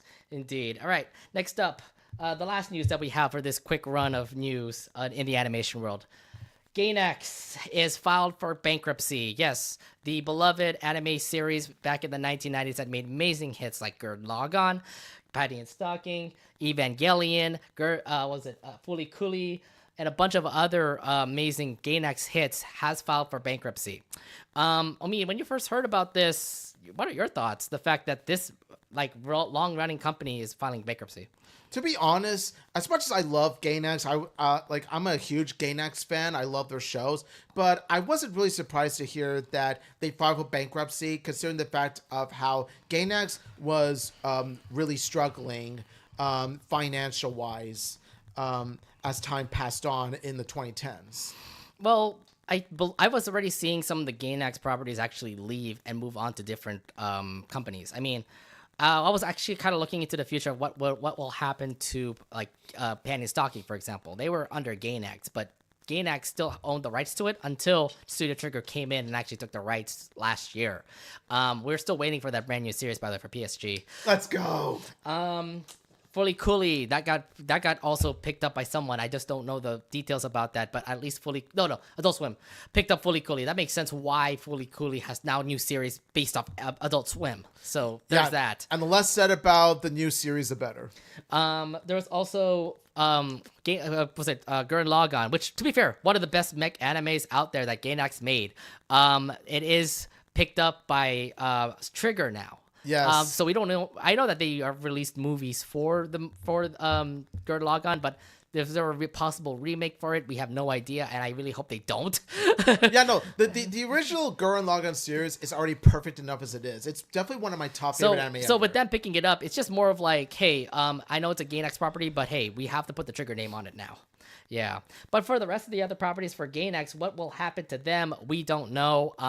It is so sad to say the fact that it has been a long, well-known animated history with Gainax. The people who made Evangelion, bro. There's that. I know, yeah. Evangelion, man. I mean, if anything, I think that anime put it on the map. I mean, maybe next to Astro Boy and other animes of back in the days. But no doubt about it. I mean, Evangelion was a pinnacle of what anime was. And this was like in the 90s where nobody knows about anime back then. I didn't even know what anime was like back in the 90s either. Like when I was a kid, I mean, I watched Pokemon. I didn't know that was anime, to be fair. I watched Pokemon, Sailor Moon, Yu-Gi-Oh! Back in the 90s, and I didn't know that was anime. I thought it was just a really greatly animated show. So you called them cartoons instead. Yes, I did. I did. That's Sailor Moon cartoon, right? That's what I said. That's what I did. Yes, I didn't know they were actually made in Japan until somebody actually told me about that. And now we actually know what anime is. But yeah, I mean, Gainax, it's just sad to see that this history of great animes are now being let go. Again, I'm not surprised the fact that Gainax did file for bankruptcy, and it feels like Gainax will probably follow through with the bankruptcy. If anything, one thing is for certain, let all those properties go to other companies as well, because I do not want to see lose his or her circumstances to go.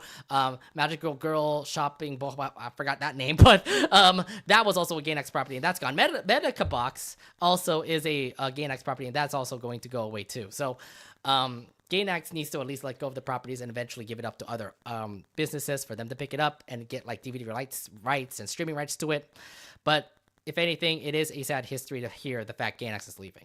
Yeah, I always have such fond memories with Gainax and I'm watching their shows, and yeah, I do feel bad for those that worked with Gainax, were part of Gainax, because they're in a tough situation right now. So again, Gainax might be gone, but Trigger is the one that's picking it up. And I have this theory where, like, because of the owners of Gainax made Studio Trigger, by the way, because they left Gainax to make Trigger is the reason why Gainax is leaving. Because Gainax pretty much Gainax pretty much is a company made by other animators, and they're not as big compared to the creators that made Evangelion And if you've seen how Studio Trigger has been making anime recently, they made Kill la Kill. They made Little Witch Academia. They're currently making Cyberpunk Edge Runners also. They made Space Patrol Luluco. Well, I'm just saying, like, they have been making hit after hit in Trigger.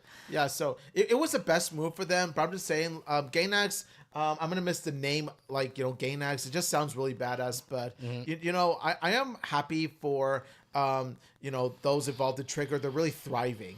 Indeed, yeah. Well, if anything, Studio Trigger is pretty much the future of this anime studio, but to hear the fact that Gainax will be erased from anime eventually kind of does leave a sour taste in your mouth, but no matter what, it was a good history for Gainax. Again, we're still going to follow up with this story. Once they actually do leave for good, we will update you guys on that when it happens. Oh, yeah. And you'll be hearing us talking about that when the time comes, yeah. All right. Well, that was pretty much it for our quick news of the week. This is our brand new segment, so whenever news pops up next week, we're going to bring that to you. I know Annecy was the big thing that happened this week, so we're going to be talking about that next week for sure. Oh, yeah. We got a lot to uncover when it comes to Annecy for sure. Okay. Now let's actually go to our main story tonight and talk about this brand new trope that has been going on in cartoons.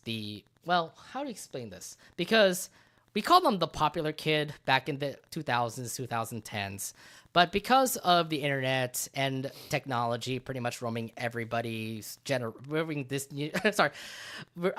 a part of this generation's like characters, we would say that we have a brand new character type that has been going around in cartoons.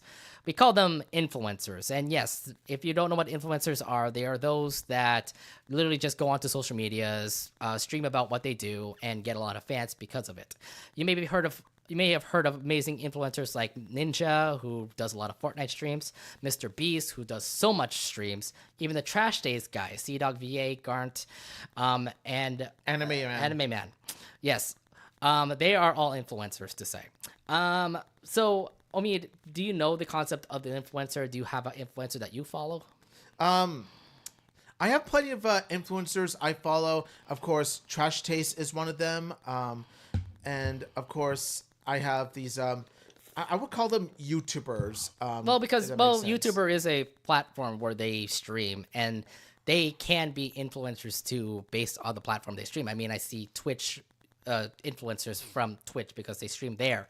YouTubers also stream there as well. The kind of YouTubers I watch are mostly, cartoon reviewers, like you've heard of like Saberspark, you've heard of Alpha J, Animat. Animat's my favorite YouTuber ever, and all that kind of stuff. Like, those are the kind of influencers I mainly those watch. are good influencers. But do you actually watch like people who actually live stream also? Not all that much as like, app reviewers. I know that there's a lot of influencers when it comes to VTubers, for example, because they stream all the time, every day, playing video games, and there's a lot of fans with them. By the way, if you don't go into the VTube community, don't dive yourself into the VTuber community because you're gonna be in hell. But I am aware of how popular the influencer culture has gotten, especially nowadays. Yeah, like all you do is just what most people do is that they would usually like do a live stream or make a video on their phones or on any kinds of social media, and they'll just talk about their lives. That's pretty much how an influencer is. Talk about like how to cook, for example. They can like make a video about that. How to play video games. They can make a video about that.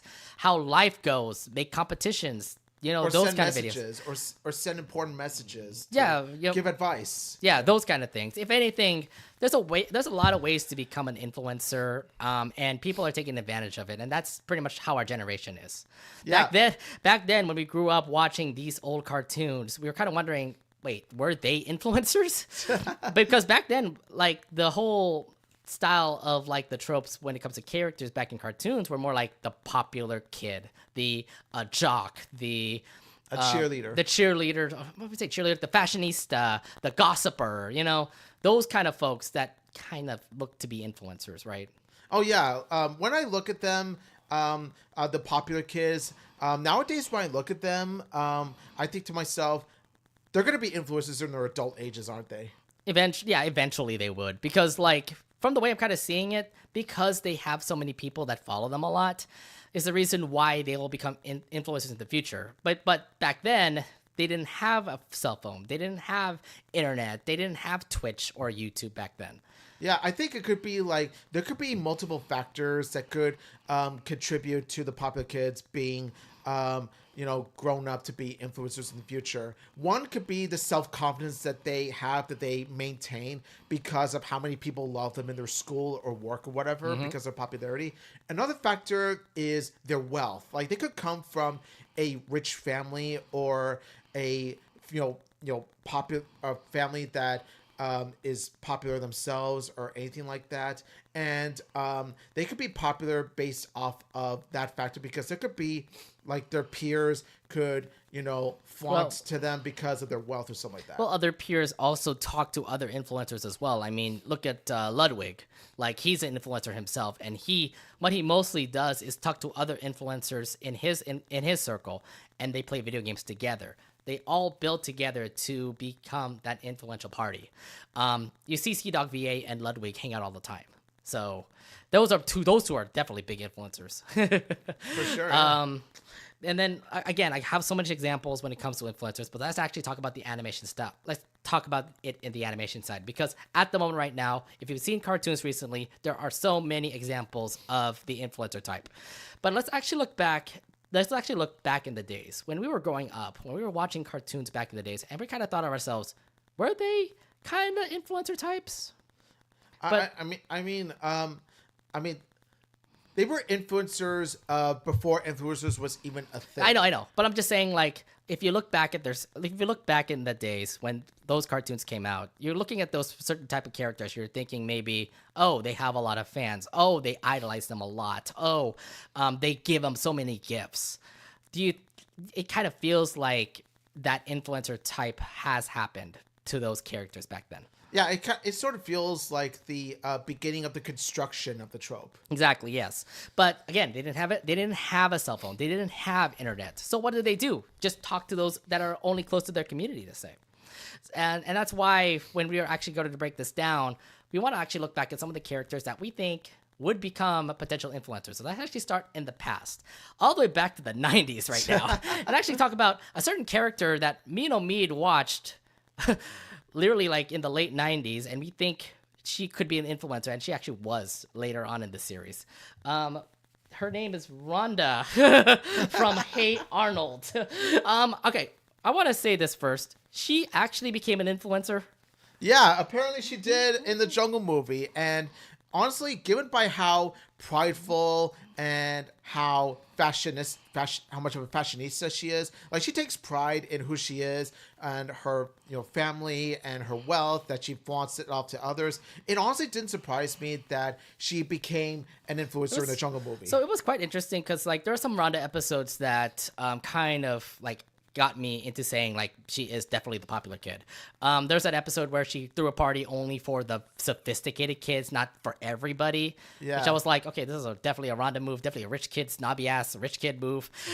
Yeah, but eventually, thankfully, she grew past it at the end of the episode. But yeah, it was sort of like a rich snobby-ish girl thing to do. What about that episode where she actually ran out of money and she was like living out in the not really living out in the streets, but she literally had to like recycle in order to get money? She actually had to move to Arnold's house. Yeah, well, there was that, and the other thing too was she actually had to find a way to actually become fashionable. Remember, like her clothes was ripping apart, that she needed to like find a way to become fashionable, like pretty and stuff. And wouldn't you know it, she actually managed to be creative and make her own dress and stuff. No, exactly. So I'm just saying, like Rhonda herself definitely felt like kind of an influencer just because everybody kind of idolized Rhonda, and she was only that one girl with a literal just red shirt on. Yeah. Yeah, you don't see much details when it comes to her, character outfit. It's just, the red sweatshirt and then, the pants and all this stuff. Yeah, but then you told me that she did become an influencer back in the Jungle Book days. But there wasn't really a big clip about her though, right? She just was on a cell phone literally saying, "Hey, what's up, guys? How this is my life right now." Yeah, that kind of thing, right? Yeah, it's sort of like they pretty much it's weird how the Jungle movie even though a year has passed by, the technology advancement has evolved very quickly. And of course the age of cell phones, the age of smartphones especially, are no exception. And of course Rana takes the hell out of that. It takes advantage out of that smartphone era. Well, that's what I was saying. And again, it was just shocking to hear the fact that even though a popular kid like Rhonda back then, who just was like reliable on just her peers, like Nadine, for example, like that was her best friend, and a bunch of other folks like Arnold and Gerald and other folks, now can live up to her hype and actually become an influencer and having other fans actually talk about her. So I think she lived up to the hype. I guess she was an influencer. I didn't know about that, to be fair. It was a while since I've seen the Jungle movie. So it's been a long while since I've seen the Jungle movie. And yeah, it was quite a satisfying conclusion to the entire Hey Arnold series. And I'm very impressed by how far Rhonda has, come. Because if you saw the series, she relied on her wealth and her family name to carry on her pride. Here, however, she has the opportunity to rely on her personality, her social media use, her social media influence to, help build up her image. Mm-hmm. Yeah, and it's a great thing for her fan base, if anything. Again, this just shows an example of what an influencer is. But back then in the 90s, we were thinking your influencer type was just mostly on the students that you hang out with. Nowadays, it's back to pretty much what influencers do now. So yes, Wanda is one example, but there's a lot of other cartoons that actually showed off the popular girl / influencer type. One character we want to bring up is Trixie Tang. We were talking about Fairly Oddparents a couple of hours ago, and we wanted to see if Trixie Tang kind of felt that influencer type, because look at what Trixie did back in the Fairly Oddparents. She had so many people look at her. Even Timmy Turner. Remember that episode? Oh, look yeah. At me! Look at me! Ollie, look at me! Why didn't you was it impress me or something? I'm ignoring you. I said I'm annoying you. Stop ignoring me, ignoring you. So you could see she's the attention grabber. She wants to be the popular kid. Everybody will love to idolize her. Everyone's saying, "Gosh, you're pretty." That kind of like lines that Trixie did. Not only that, but you also saw there's actually an episode that really delves into how insecure Trixie can be. The episode Just the Two of Us, where Timmy wished that the entire world will be just he and Trixie Tang and no one else. And then you see how, more and more desperate and clingy she got to Timmy Turner, even up to a point where Timmy himself got uncomfortable.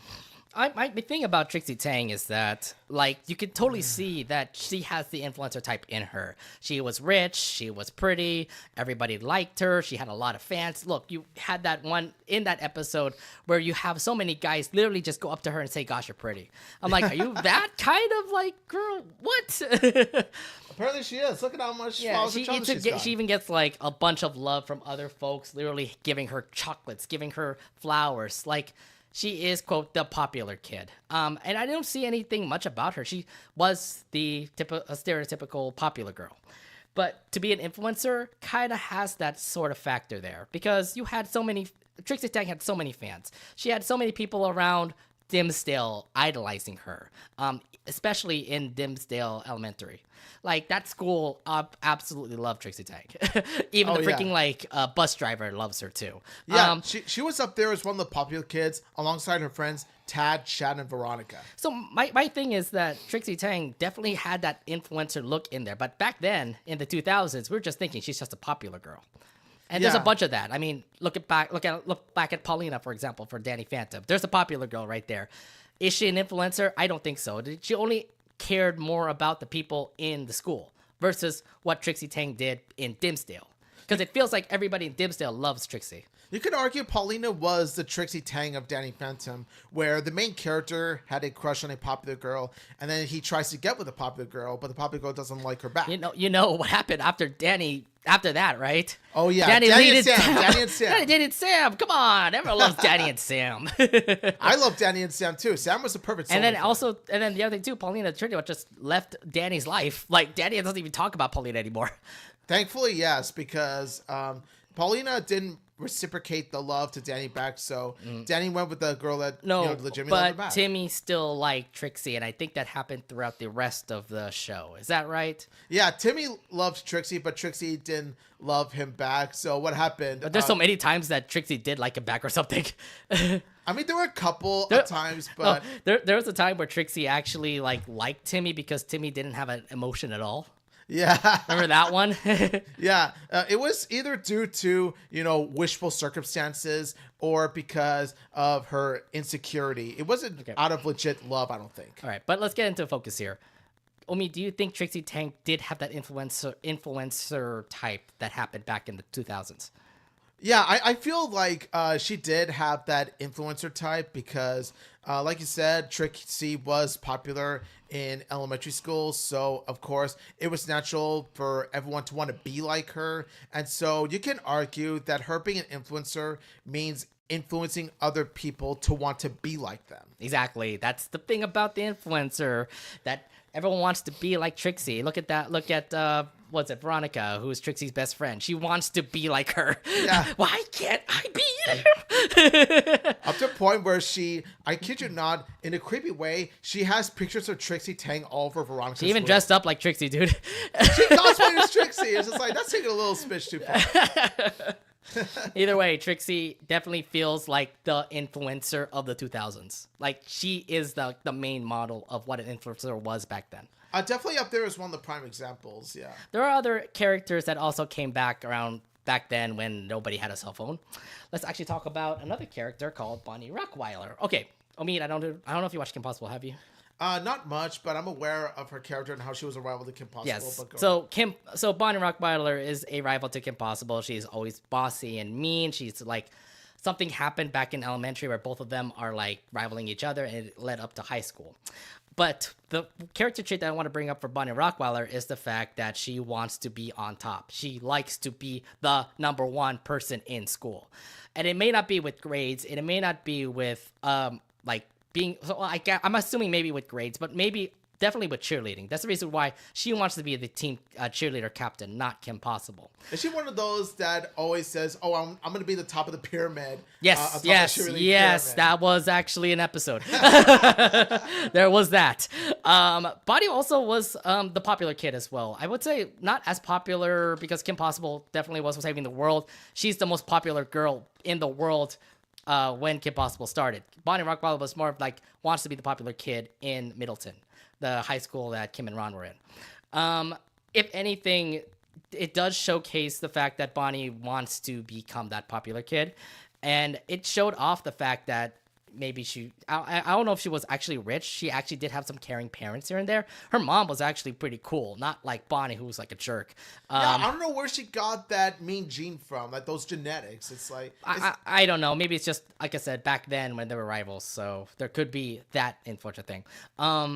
If anything, there was a time where like Bonnie wanted to be on top, and there was also that time where actually she did date a villain, senior, junior, and both of them actually did become a couple at the end of the show. Now, senior, junior definitely feels like an influencer type because he's popular, he's rich, he has a daddy who's rich, and he can do whatever it takes to become rich. Like, he literally went on to a dance-off in jail and became popular there. I'm just saying, like, there are influencer types that were all over Kim Possible. Not Kim. Kim and Ron were definitely the huge thing that was the focus on the last season of Kim Possible. But Bonnie Rockweiler definitely felt that vibe of saying, hey, you're the popular kid. You're the one that wants to be on top. And if you want to be on top, you want to have your fans. And I feel like she definitely would be the influencer type in this kind of cartoon. So, yes, Bonnie Rockweiler, I don't know, others might say otherwise, but no, she definitely felt of an influencer there.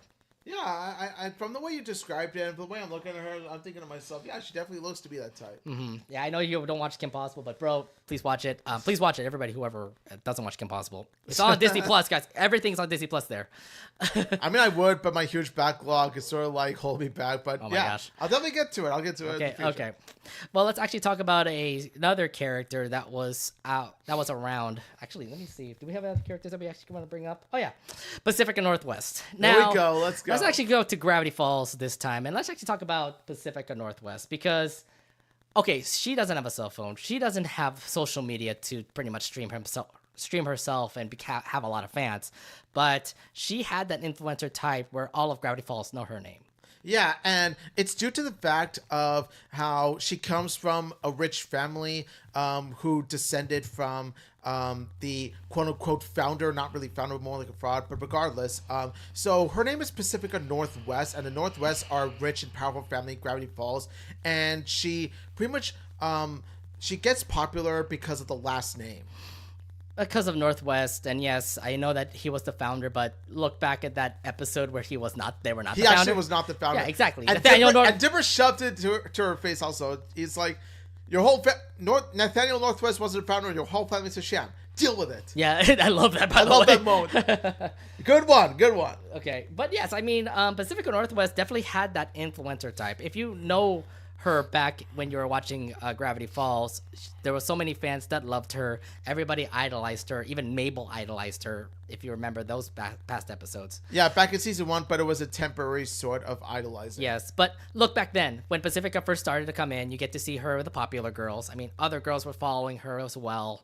And everybody, like, I remember, like, in that episode where they were having a party in the Mystery Shack, when Pacifica won the whole entire contest, everybody wanted to go to her after party. Yeah. So, if anything, she did have a big influence to Gravity Falls fans, to the Gravity Falls folks out there. Yeah, and you do see that, like, her house is filled with, her mansion is filled with, like, party stuff. And so all are we that. assuming that back then, for those who are rich and are popular, is that what we were calling the influencer back then? That's part of the influencers. That's half of the influencers. Like, a partial group of the influencers do come from rich families, and some of yeah. Well, here's the thing: like, you can be an influencer, but you get rich by the fans that follow you because they'll donate to you, they'll support you with so much, like, gifts and things of that nature. That's why when I said Trixie Tang was definitely an influencer, so many people were giving her gifts and so many compliments. So, influencer number 1 right there. Influencers come from different shapes, sizes, and forms. They come in different types of forms. Yeah, I wouldn't really consider the rich factor in this one. No, like, it happens, not all influencers, of course, but there are some that fall into this category. There are some of those that influencers that come from the middle class, but do get rich from, like you said, making videos, being big time influencers, and pretty much influencing people to want to be like them. So we're looking at, like, 3 factors right now, like being rich, fans, their social impact. Yeah, all 3 are contributing factors. I'm not saying that all influencers come from all 3, but there are 3 possible reasons as to how they become influencers. Yeah, and from the way I'm kind of seeing, like, from the 4 samples that we just announced, they all relate in a way. Like, Rhonda, for example, she's rich. She is just a kid in PS 118. Yeah. But the only thing I can see from her is that she's rich and that other people idolize her in school. That's it. Yeah, I think people, like, idolized her at school because, much like Pacifica, Rhonda pretty much, flaunts on, like, her wealth and her name. Right. Kind of like how Pacifica did here. But she's not as popular, like, in the town. We don't have a Rhonda Wellington brand thing out there. Not like a Pacifica Northwest, like, name that is well known out there, you know? They're both popular, but in different scales. Pacifica Northwest is a popular girl on a bigger scale, whereas Rhonda was a popular girl from a smaller scale. It's very small scale in this case, but she's not as popular where a whole town knows her. Pacifica Northwest undoubtedly has a whole town that knows her. And it is because of the Northwest family, yes. Yeah, and I'm thinking to myself, I'm wondering if Pacifica's friends really do fall around, if they do legitimately care for her and are loyal to her, or they're just sort of like following her around because, like, they want to be her entourage, where they want to pretty much use her, wealth and her name to pretty much have them become popular, sort of like cloud chasing in a sense. Because most of those influencers are cloud chasers. because after season 1, in season 2, Pacifica's friends aren't really anywhere to be found. Yeah, and I don't think Pacifica was. I don't think that was, like, the main focus. The girls don't care about that. They were just more of an entourage for Pacifica. Back then in season 2, when you see Pacifica by herself, she won the Gulf War, for example. She went through the Northwest Mansion mystery thing. she at least led the ghost to pretty much be free. She redeemed herself. Right. That one is well known because she redeemed herself in that episode. But I'm just saying, like, Pacifica has her own ways of like becoming an influencer by influencing a whole town to know about her by the last name or by just becoming Pacifica Northwest. She's like well known. Everyone knows her in Gravity Falls. Rhonda, on the other hand, she's not well known. She's at least known in her peers in PS 118, but everything else that Rhonda has done is more towards her family and let her family become the folks that end up making her an influencer. It makes me want to think with Rhonda now becoming an influencer, how will that go? How would she Twitch stream? How would she get fans, you know? Yeah, I'm just wondering because I'm sort of envisioning Rhonda in her adult age where, you know, like where social media influencing is the new norm, as it's a norm nowadays. Like in this current age, I'm wondering Rhonda in her adult years, how many followers will she get and how much revenue will she get off of YouTube? Oh, she's probably gonna get a lot. Oh yeah. Oh yeah. Okay, but anyways, yes, back then, in the 2010s and below, these characters that we just mentioned would be those popular girls that would become influencers in the future. But now we're in this kind of age. We're like in the 2020s when the pandemic happened, everybody was pretty much on their cell phones just watching whatever entertainment was on, you know? Everyone was streaming. Everyone was becoming an influencer.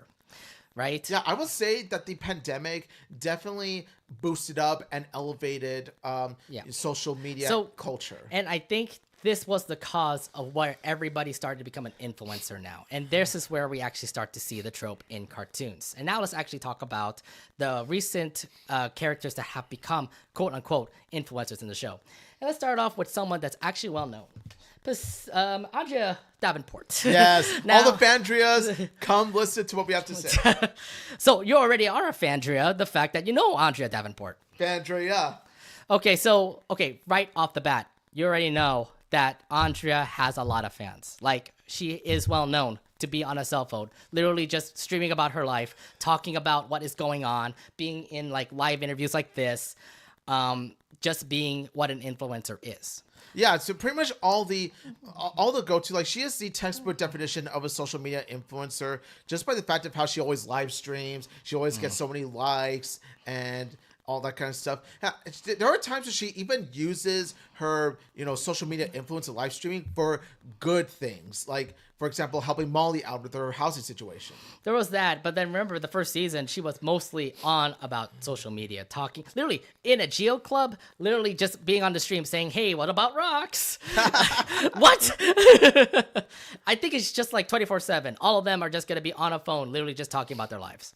That was like what Andrea was like before she started to break in second season. All about her life was mostly on a cell phone. Like she's just streaming with fans. She's just talking about how her life was.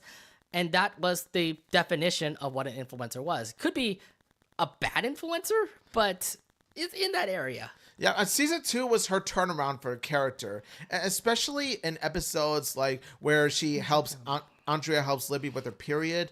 But that was especially where Andrea. Remember Andrea's social media influence type, like her platform is going downhill. I'm understanding that, but I'm just saying like the definition of what an influencer was. We already discussed this on the early days. I'm just saying that Andrea Davenport definitely felt like the definition of what an influencer is. Like she definitely feels like all she does is for her to actually live and continue to have a social life or to have her recognition, name, brand worthwhile, she needs to actually be on the phone and actually stream.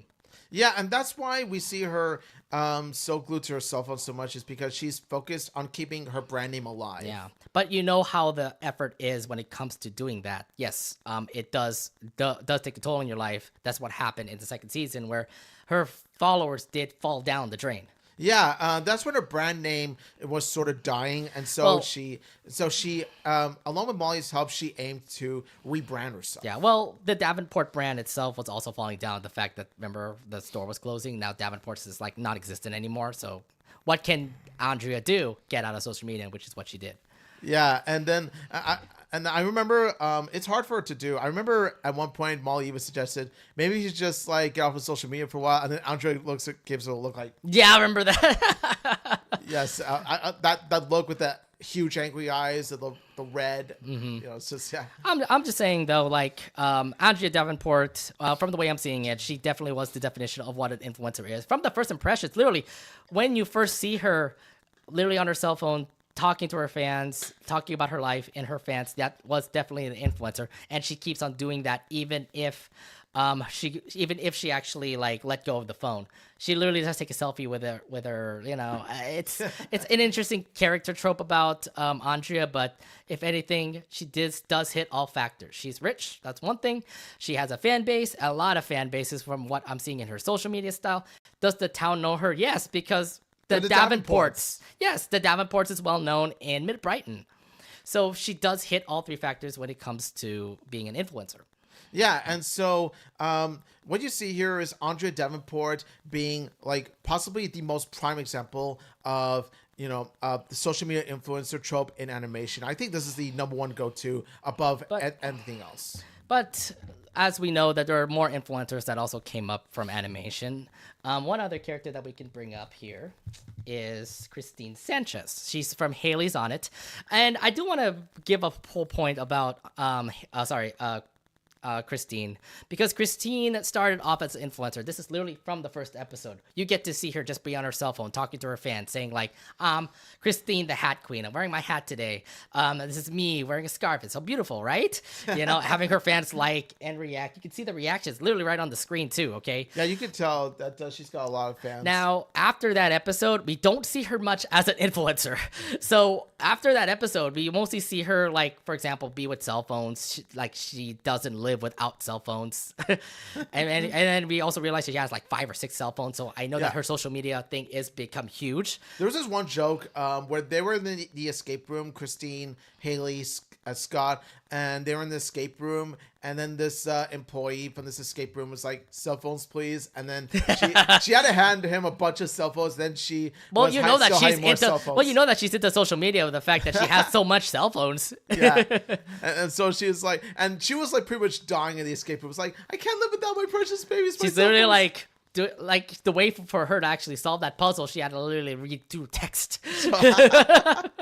So there's that about Christine. But after that episode, again, Christine doesn't actually show the fact that she was an influencer. She actually lived like a normal life as a teenager. That is, until she started going on to that hat show, where she went to the show. She did end up actually winning that show.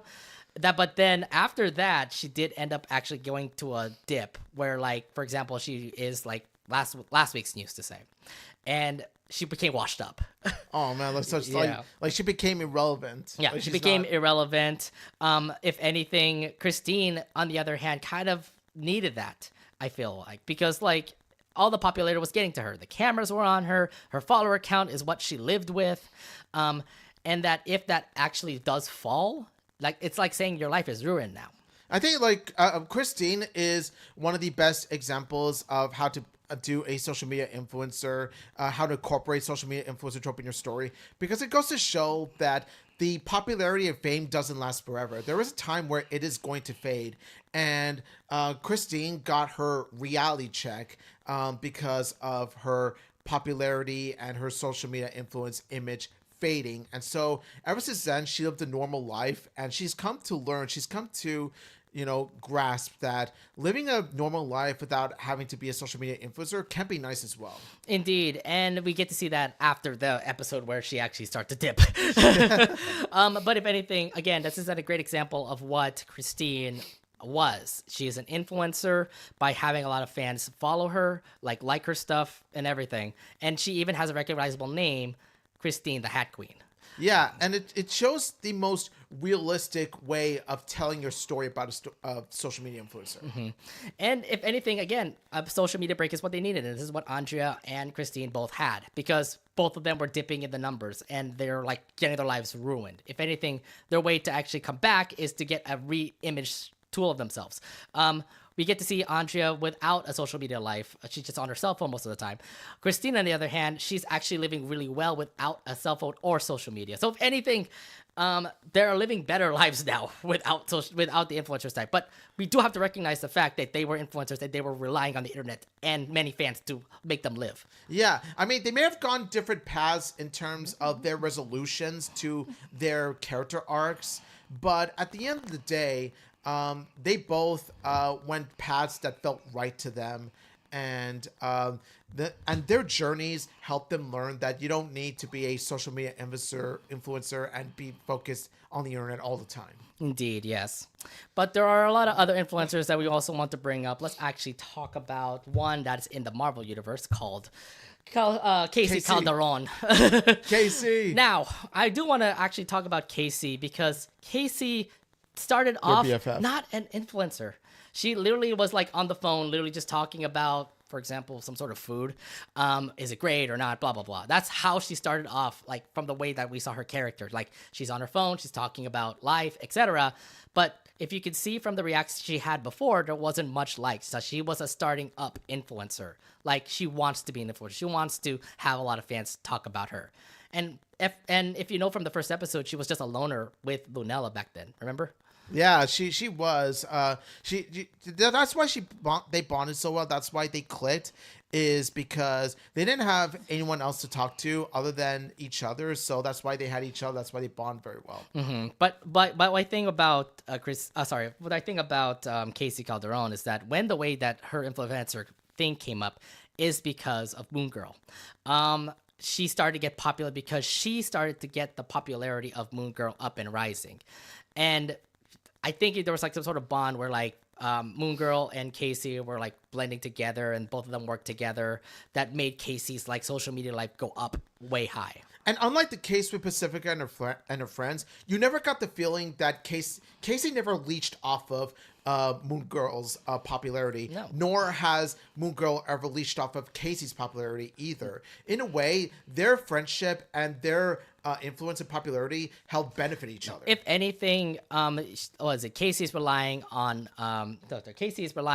Lunella in order for her to get her social life up and running, and then Casey's also helping Moon Girl's social life go up and working because the Lower East Side actually knows Moon Girl a lot. Thanks to both of them, they know they're becoming well-known heroes over there. And Yeah, even if Casey's not a hero, Lunella's she's there to help out Lunella wherever it takes. And I think this is like a good formation of like how friends should be. Like Casey may be a nobody back early in the days, but because of Lunella, she's now becoming something.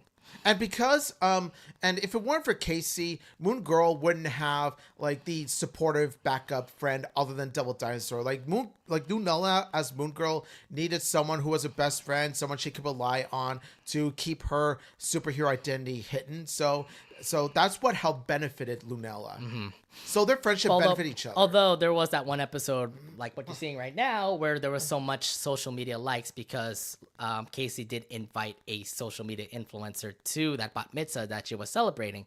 And it turned out to give her a lot of likes, the Moon Girl giving her a lot of likes, that in the end, she turned out to be a huge jerk to Lunella. That was one of my favorite episodes because it's one of those it's one of the episodes where it shows the conflict between Casey and Lunella. Well, if anything, this kind of tells you the influencer type that you do want to be.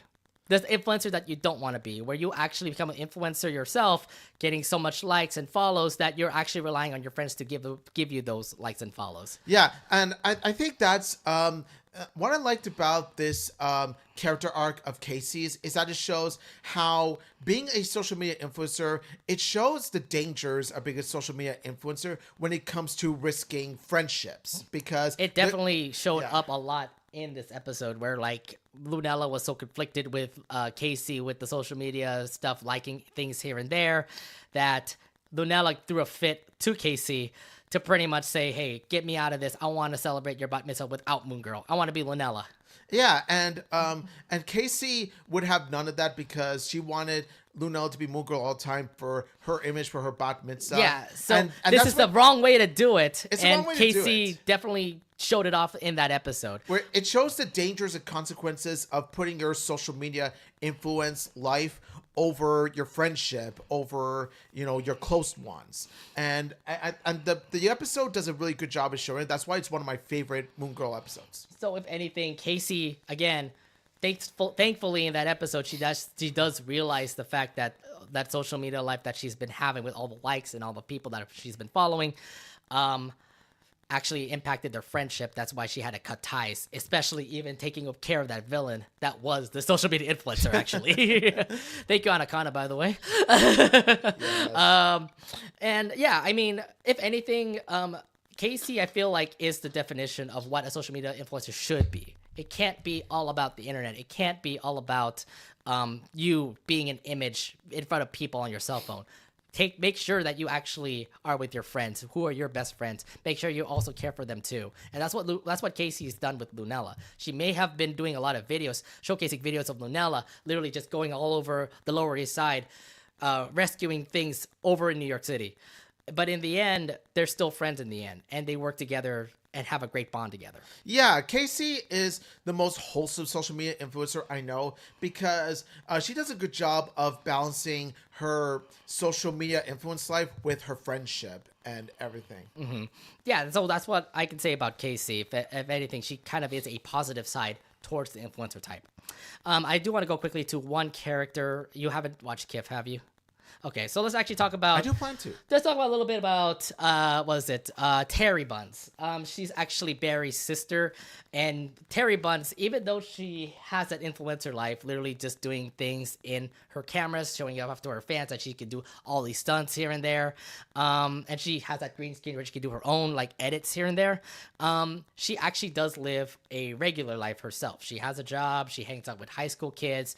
We don't even know her best friends, to be fair. There wasn't the focus of Kif is not on Terry. It's more towards Kif and Barry. No matter what, I mean, there's something I want to bring up when it comes to Terry. She is living whatever a teenage girl's life was doing. So this was back in 2023 when Kif premiered, and we needed to have an influencer type apparently in Disney TVA shows. So here you go. This is your influencer type Terry here. It's a social media influencer bunny. Yeah, but either way, I think people liked her. They liked her as a fan of doing this kind of stuff here and there. Again, we don't see much of her influencer life after this episode, but I would imagine she has a lot of fans. And again, we don't see her fans a lot in Tabletown, but she, again, has the types of that makes her an influencer. Mm-hmm. So let's actually move on. We'll go quickly on that because you haven't seen Kif. Sorry. I do plan to sue, especially since Kif Season 3 is going to come out. That is true. Oh, that's right. We're going to talk about that next week, if anything. Yes. All right, now let's talk about some influencers that you're familiar with. Carlota Casagrande. Yes. Let's talk about Carlota because, okay, the first thing we get to see from her, look, she's in a family with the Casagrandes. This was back in season 2 of The Loud House. But as you watch season 4 onwards, yes, Carlota does have the image to become an influencer. She has her own fan base. She's doing makeup tutorials and videos. She's even live with celebrities and hanging out with her family and all this kind of stuff. If anything, Carlota defined herself as well being a great influencer. What are your thoughts on Carlota's influence here? Carlota's influence is really well done just by the fact of how you see how passionate she is about her fans. But then you get to see a more respectful side to Carlota where she puts just as much passion into helping her family as she is into helping herself become a social media influencer. And there are even times where she even puts her social media influence into good use. For example, Casa Grande's movie where she's like, wish my cousin Rodiana happy birthday. That's right. That's a good one there. Well, that kind of tells you how she is. The fact that she's on her cell phone most of the time. AKA the Casa Grande's movie. And it also shows the dangers, much like with Casey, it shows there are a few episodes which shows the dangers of becoming a social media influencer. Whereas Casey's, in one episode, Casey's social media influence conflicted with her friendship with Lunella. And there are a few episodes in which her social media influence type obsession conflicted with her, relationship with her family. Look at the episode, for example, with Frida. Oh, that one, yes, I remember that. But then again, Frida was annoyed that Carlota was on her phone all the time. doing social media stuff here and there. But then it kind of got her into a role reversal when Carlota dropped the phone and Frida started to get into social media too. So it's sort of hypocritical of Frida to do, but it kind of shows how that's where Carlota gets it from. I guess Frida's the one. Sure, it's her mom after all, so there's that. I mean, she grew up, I think, like from the way I kind of first saw it, like how is her character going to be? Fashionista from that one episode, Relative Chaos. That looks to be the case there, but there was more to her that can actually make Carlota better. And I think influencer was one of them. Like, she can be on the internet. She can make makeup tutorials. She can give fashion advice and also be on the good side of being an influencer and actually showcase her family, like what she did with Ronnie Ann's birthday. And even in VIP, where she literally is with her family and saying like, "Oh my God, this is the best thing ever," you know? Yeah, and also another thing too, like she's also with Alicia Keys. I'm not her. Alicia, yeah, she was with Alicia. She was trying to get that for her own personal gain too, but remember that her family was also kind of more important too. I do like that episode in VIP where Carlota was more leaning with Alicia, trying to get those followers, but in the end, the Casagrandes need to be there as well. Yeah, and also there's also this episode. This you remember that half an hour episode? Operation Popstar. Yeah.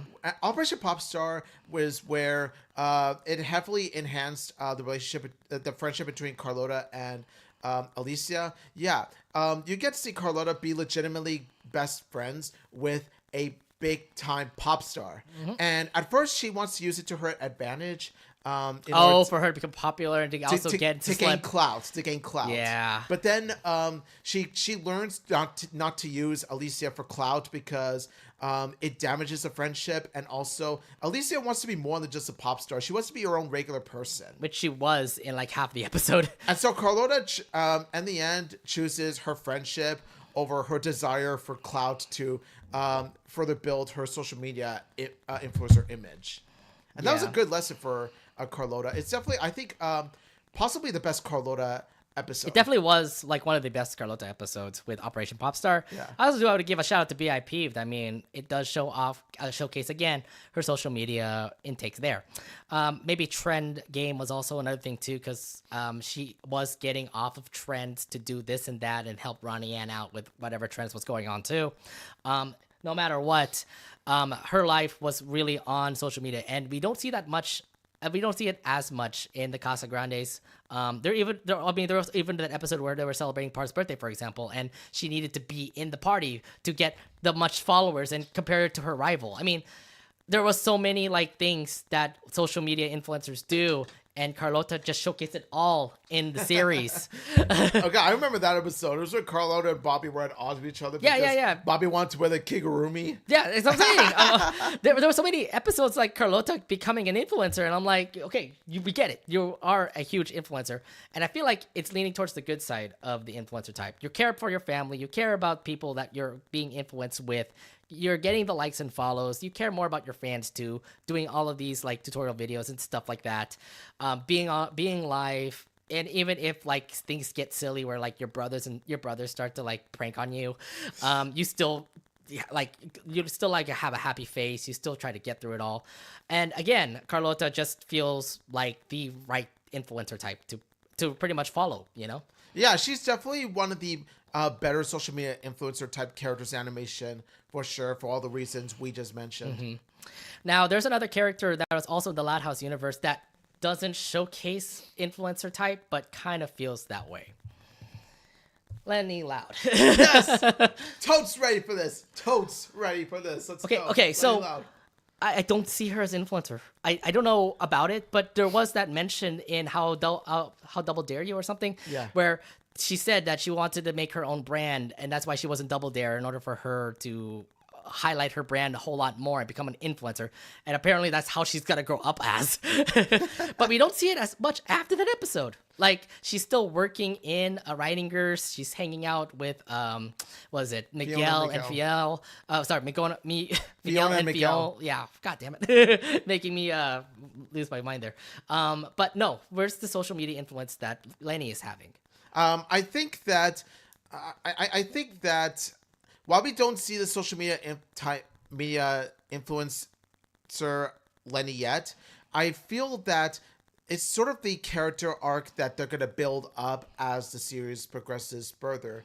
And I think that with her friendship with Carlota, is what's going to kickstart Lenny's social media influencer character arc. I feel like from what happened after Fashion No Show, could it be the kickstart for Lenny Loud? after Fashion No Show, yes, Fashion No Show was just the beginning. And I think that from there, based on her friendship with Carlota, Lenny is going to help be inspired to pretty much create her own social media influencer type herself. Yeah, I'm wondering what other Loud House characters can actually become an influencer. Lori, for example, Carol Pingree. But then again, like Lori focuses more on golf. Carol is probably in college doing her own thing. Lenny Loud, I think, is the perfect character to actually become an influencer in the Loud House. Like the only thing that she has to do is get a computer and literally have a webcam and have Twitch or YouTube and start streaming. I feel like that could be a future episode for season 8, Loud House crew. Yeah, make that a thing. I'm waiting for Lenny to become a YouTuber or Twitch streamer. I'm waiting for that to happen. I mean, I'm assuming that's going to happen eventually, but yes, Lenny has the takes of actually becoming a influencer. The fact that she can give tips on fashion, that was her thing. She's a fashionista herself. She is the most popular girl in high school, I believe. I don't know about the high school life in Royal Woods right now. Lenny was one of the more popular ones. Yeah. We're not a lot of fans are like adoring her though. She has her own social clique. She doesn't have fans yet. I don't see much fans besides us fans. But no, I mean, if anything, she has the type to actually become a social media influencer. It's more of like, how can she do well on the camera? That's, like I said, it's a future episode that the Loud House crew should do. Like, if Carlota can become an influencer, maybe Carlota and Lenny can team up in another episode and actually have Lenny become a social media influencer and let them talk together. Well, I don't know, collab. There's also a thing you can also collab as well. Talk about fashion tips there.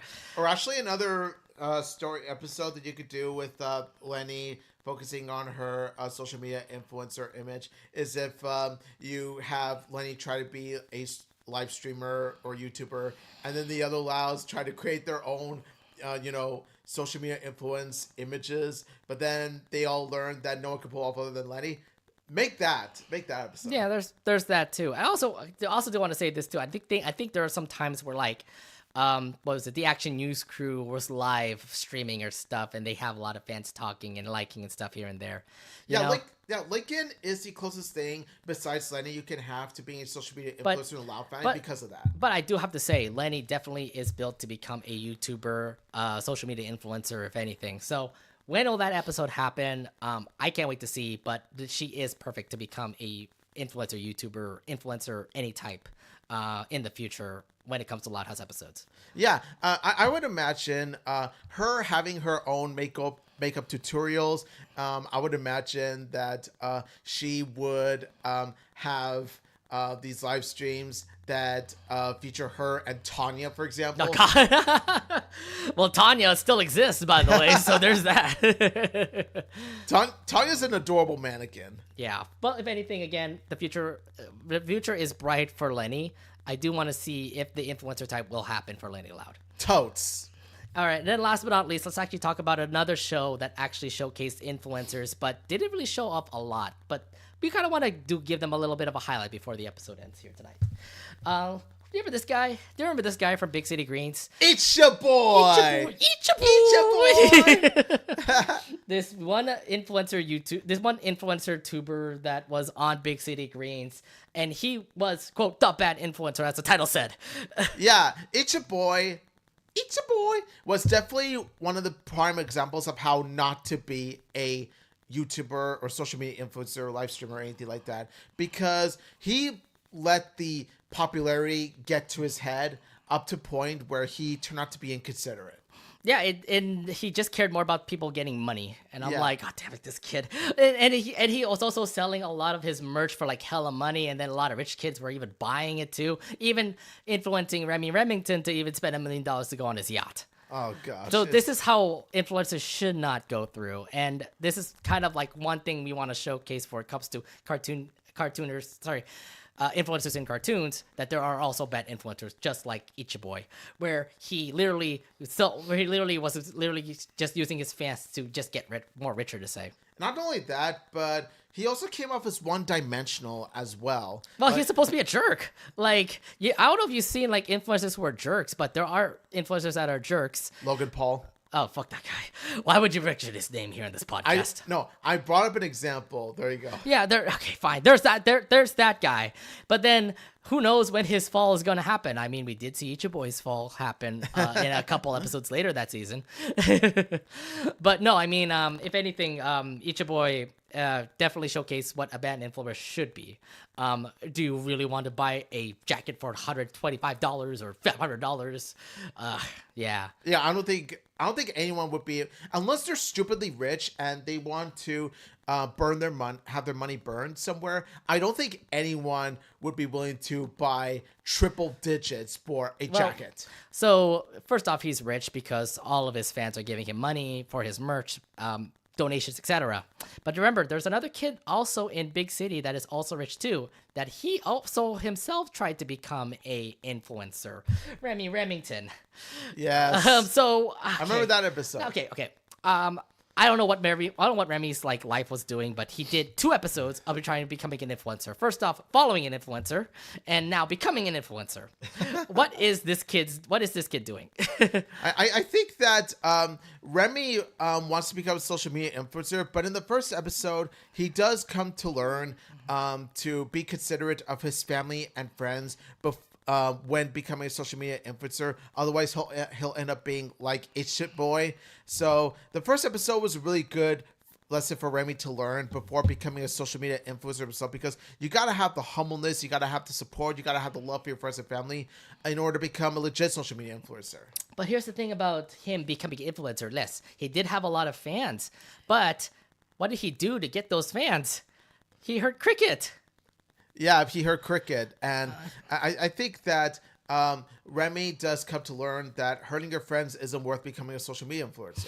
No, exactly. Well, it took him a while. It took him like freaking 10 minutes for him to realize, oh my god, I'm hurting my friends. And even Ichiboy, even coming up to him, a washed up Ichiboy coming up to him saying like, listen man, you gotta give me more of your vlogs. I don't know what this kid is doing, but you gotta give me more content of him. Hey, better late than never though, right?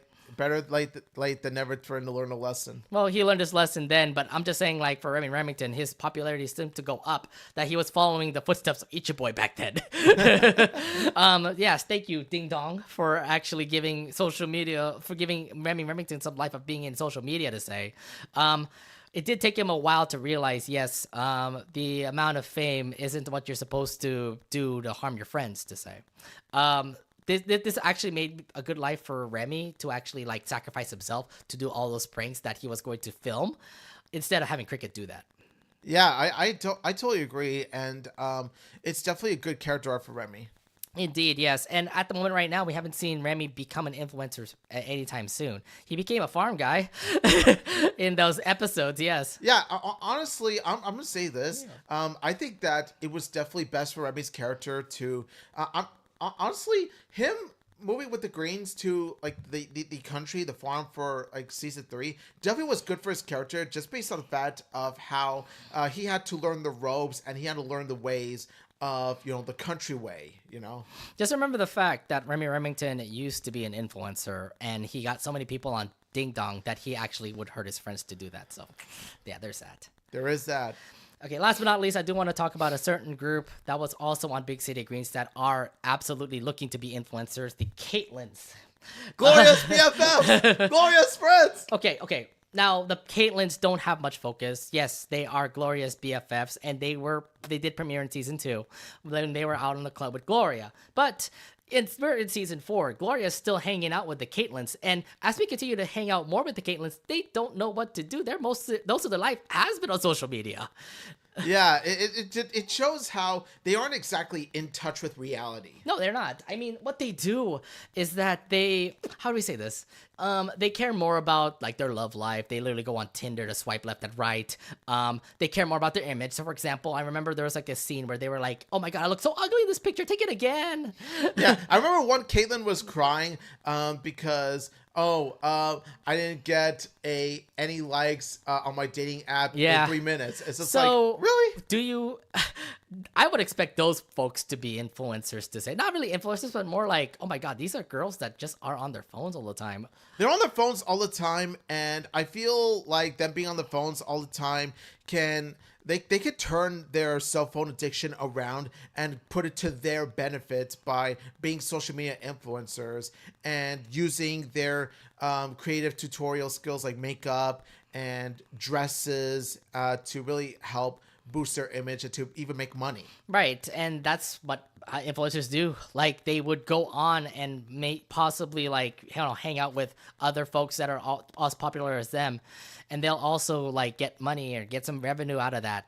I'm just saying, like, the Caitlyns do have a future where they can also become influencers and actually talk to people, say like, hey, let's actually make a deal together and actually, work together on a video or something, Just watch. I'm waiting for a future Big City Greens episode in which it focuses on Gloria and the Caitlyns, to where the Caitlyns become big social media influencers, and then Gloria uses the Caitlyns as a way to gain clout to be their entourage. And then it's going to be similar to Operation Popstar, where Gloria in the end learns not to use her friends for clout. Nah, I really hope that's the case. I don't know, but the Caitlyns didn't really have much at season 4. We don't have... Besides this episode, there wasn't really much of the Caitlyns after season 4. So at the moment right now, Caitlyns, they're just more on their phones, into social media life. Are they influencers? We have no idea. We don't know if they'll become influencers, but it kind of leans towards the fact that these 3 could become influencers, and maybe Gloria could be an influencer soon. Yes, influence Gloria. It's something I need. He's the number social media influence Gloria. Let's go. He'll be the number 1 fan. He'll donate $1,000 to her. Take my money. Oh my god. Take my money. You deserve all the money. All right. Well, that pretty much ends our influencer talk. I do want to ask you, Amid, out of all the influencers that we've talked about, the characters that we talked about, what is your favorite influencer out of everybody there? My favorite influencers, I'm gonna say, God, it's kind of tough for me to choose, but I'm gonna say, as much as I love Lenny, like I love Lenny as a character out of the bunch, but in terms of how to do a social media influencer, the best, I think it comes down to Casey. Casey, okay. I'm gonna say Casey because not only is she a social media influencer, but we do see her be a supportive best renter as well. So she pretty much is a social media influence. She's a social media influencer that puts a balance between her social media life and her friendship. She puts a good balance between the two, and she even falls into the pitfalls of the dangers of becoming a social media influencer by following this one social media influencer around, risking the friendship of Lunella by taking advantage of her Moon Girl persona. But then she eventually learns that you shouldn't take advantage of your friends to pretty much gain social media influence power.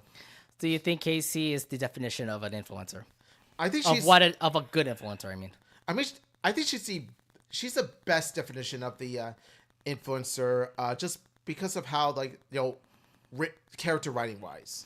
I look back at all the influencers that we've talked about tonight. Casey definitely is up top when it comes to it. Look, she was just a nobody influencer that tried to be an influencer, and it was thanks to Lunella and Moon Girl that got her so popular. If anything, she does learn the pitfalls of becoming an influencer for being so popular, as long as she realizes that her friends are the ones that matter the most, besides the fans that she has from all the social media. All the influencer social media things that she's gone through. Another character I want to bring up is Carlota. I think she definitely is a definition of a influencer, showing tips on makeup, showing fashionista tips, even doing live streams with a celebrity and making sure that is not all about you. that it's all about your family as well. That's why when then she was doing that stream in VIP, she brought her family along with her, and there were so many fans that also followed her and liked her for it as well. So if anything, those two kind of really define the definition of what a influencer is. A last question that I want to ask tonight. In the future, when it comes to cartoons, are we expecting to see more types of these characters? Honestly, I'm expecting more of these characters in future cartoons. Yes, I realize that the social media influencer trope is becoming the norm, especially in the 2020s, when social media influencing and YouTubing is becoming more popular than it ever has been before. Yes, I'm expecting that the trope will become even bigger in the future. So Disney TVA definitely has the groundbreaking moment of actually making like every cartoon have a social media influencer. You just did it with, was it The Ghost and Molly McGee, Haley's on it, Moon Girl, Devil Dinosaur, Kif. When is your next cartoon? Primos, is there going to be an influencer there? I have a feeling there is. Don't be surprised. Don't be surprised. Yeah. So, and then again, the trope is continuing on. You see it in Nickelodeon cartoons like The Loud House right now. I'm not expecting SpongeBob to have one unless there is a brand new fish character coming out becoming influencer. Oh gosh, if that happens, I swear. It's just, if that happens, we're gonna have words. But look into the future. Disney definitely is looking into the influencer type, and it's going to happen possibly in the next Disney TVA cartoon that'll come out, either Stu Go or Primos. We don't know what cartoon comes out next. Look at other like forms of media that children are currently watching. I mean, live action shows are possibly going to be looking into the same way as well. Really Loud House. I don't know if your influencer is there yet. We don't know yet, but it could happen. I mean, the closest we got to is Lenny. Okay, true. Yes, Lenny, but Really Loud House in that case. I mean, this one social media influencer, I remember in the Really Loud House, there was this one social media influencer who was the antagonist of Really Haunted House, the Really Haunted that house. kid, yeah. That so kid. he's an influence. He definitely shows an influencer type. Let's go. Oh, let me go egg his house. Yeah, he's one of the bad Oh ones. man, yeah. I remember a Really Haunted House, Really Haunted Loud House. Yeah. Really Haunted Loud House, which was it was better than Loud House Christmas Movie, but it was still mediocre. Look, we're not gonna judge it again, okay? No, I'm just saying like the topic of the influencer type. I just want to say it's gonna be happening in the future when it comes to TV shows, when it comes to cartoons, movies, even animated movies, for example.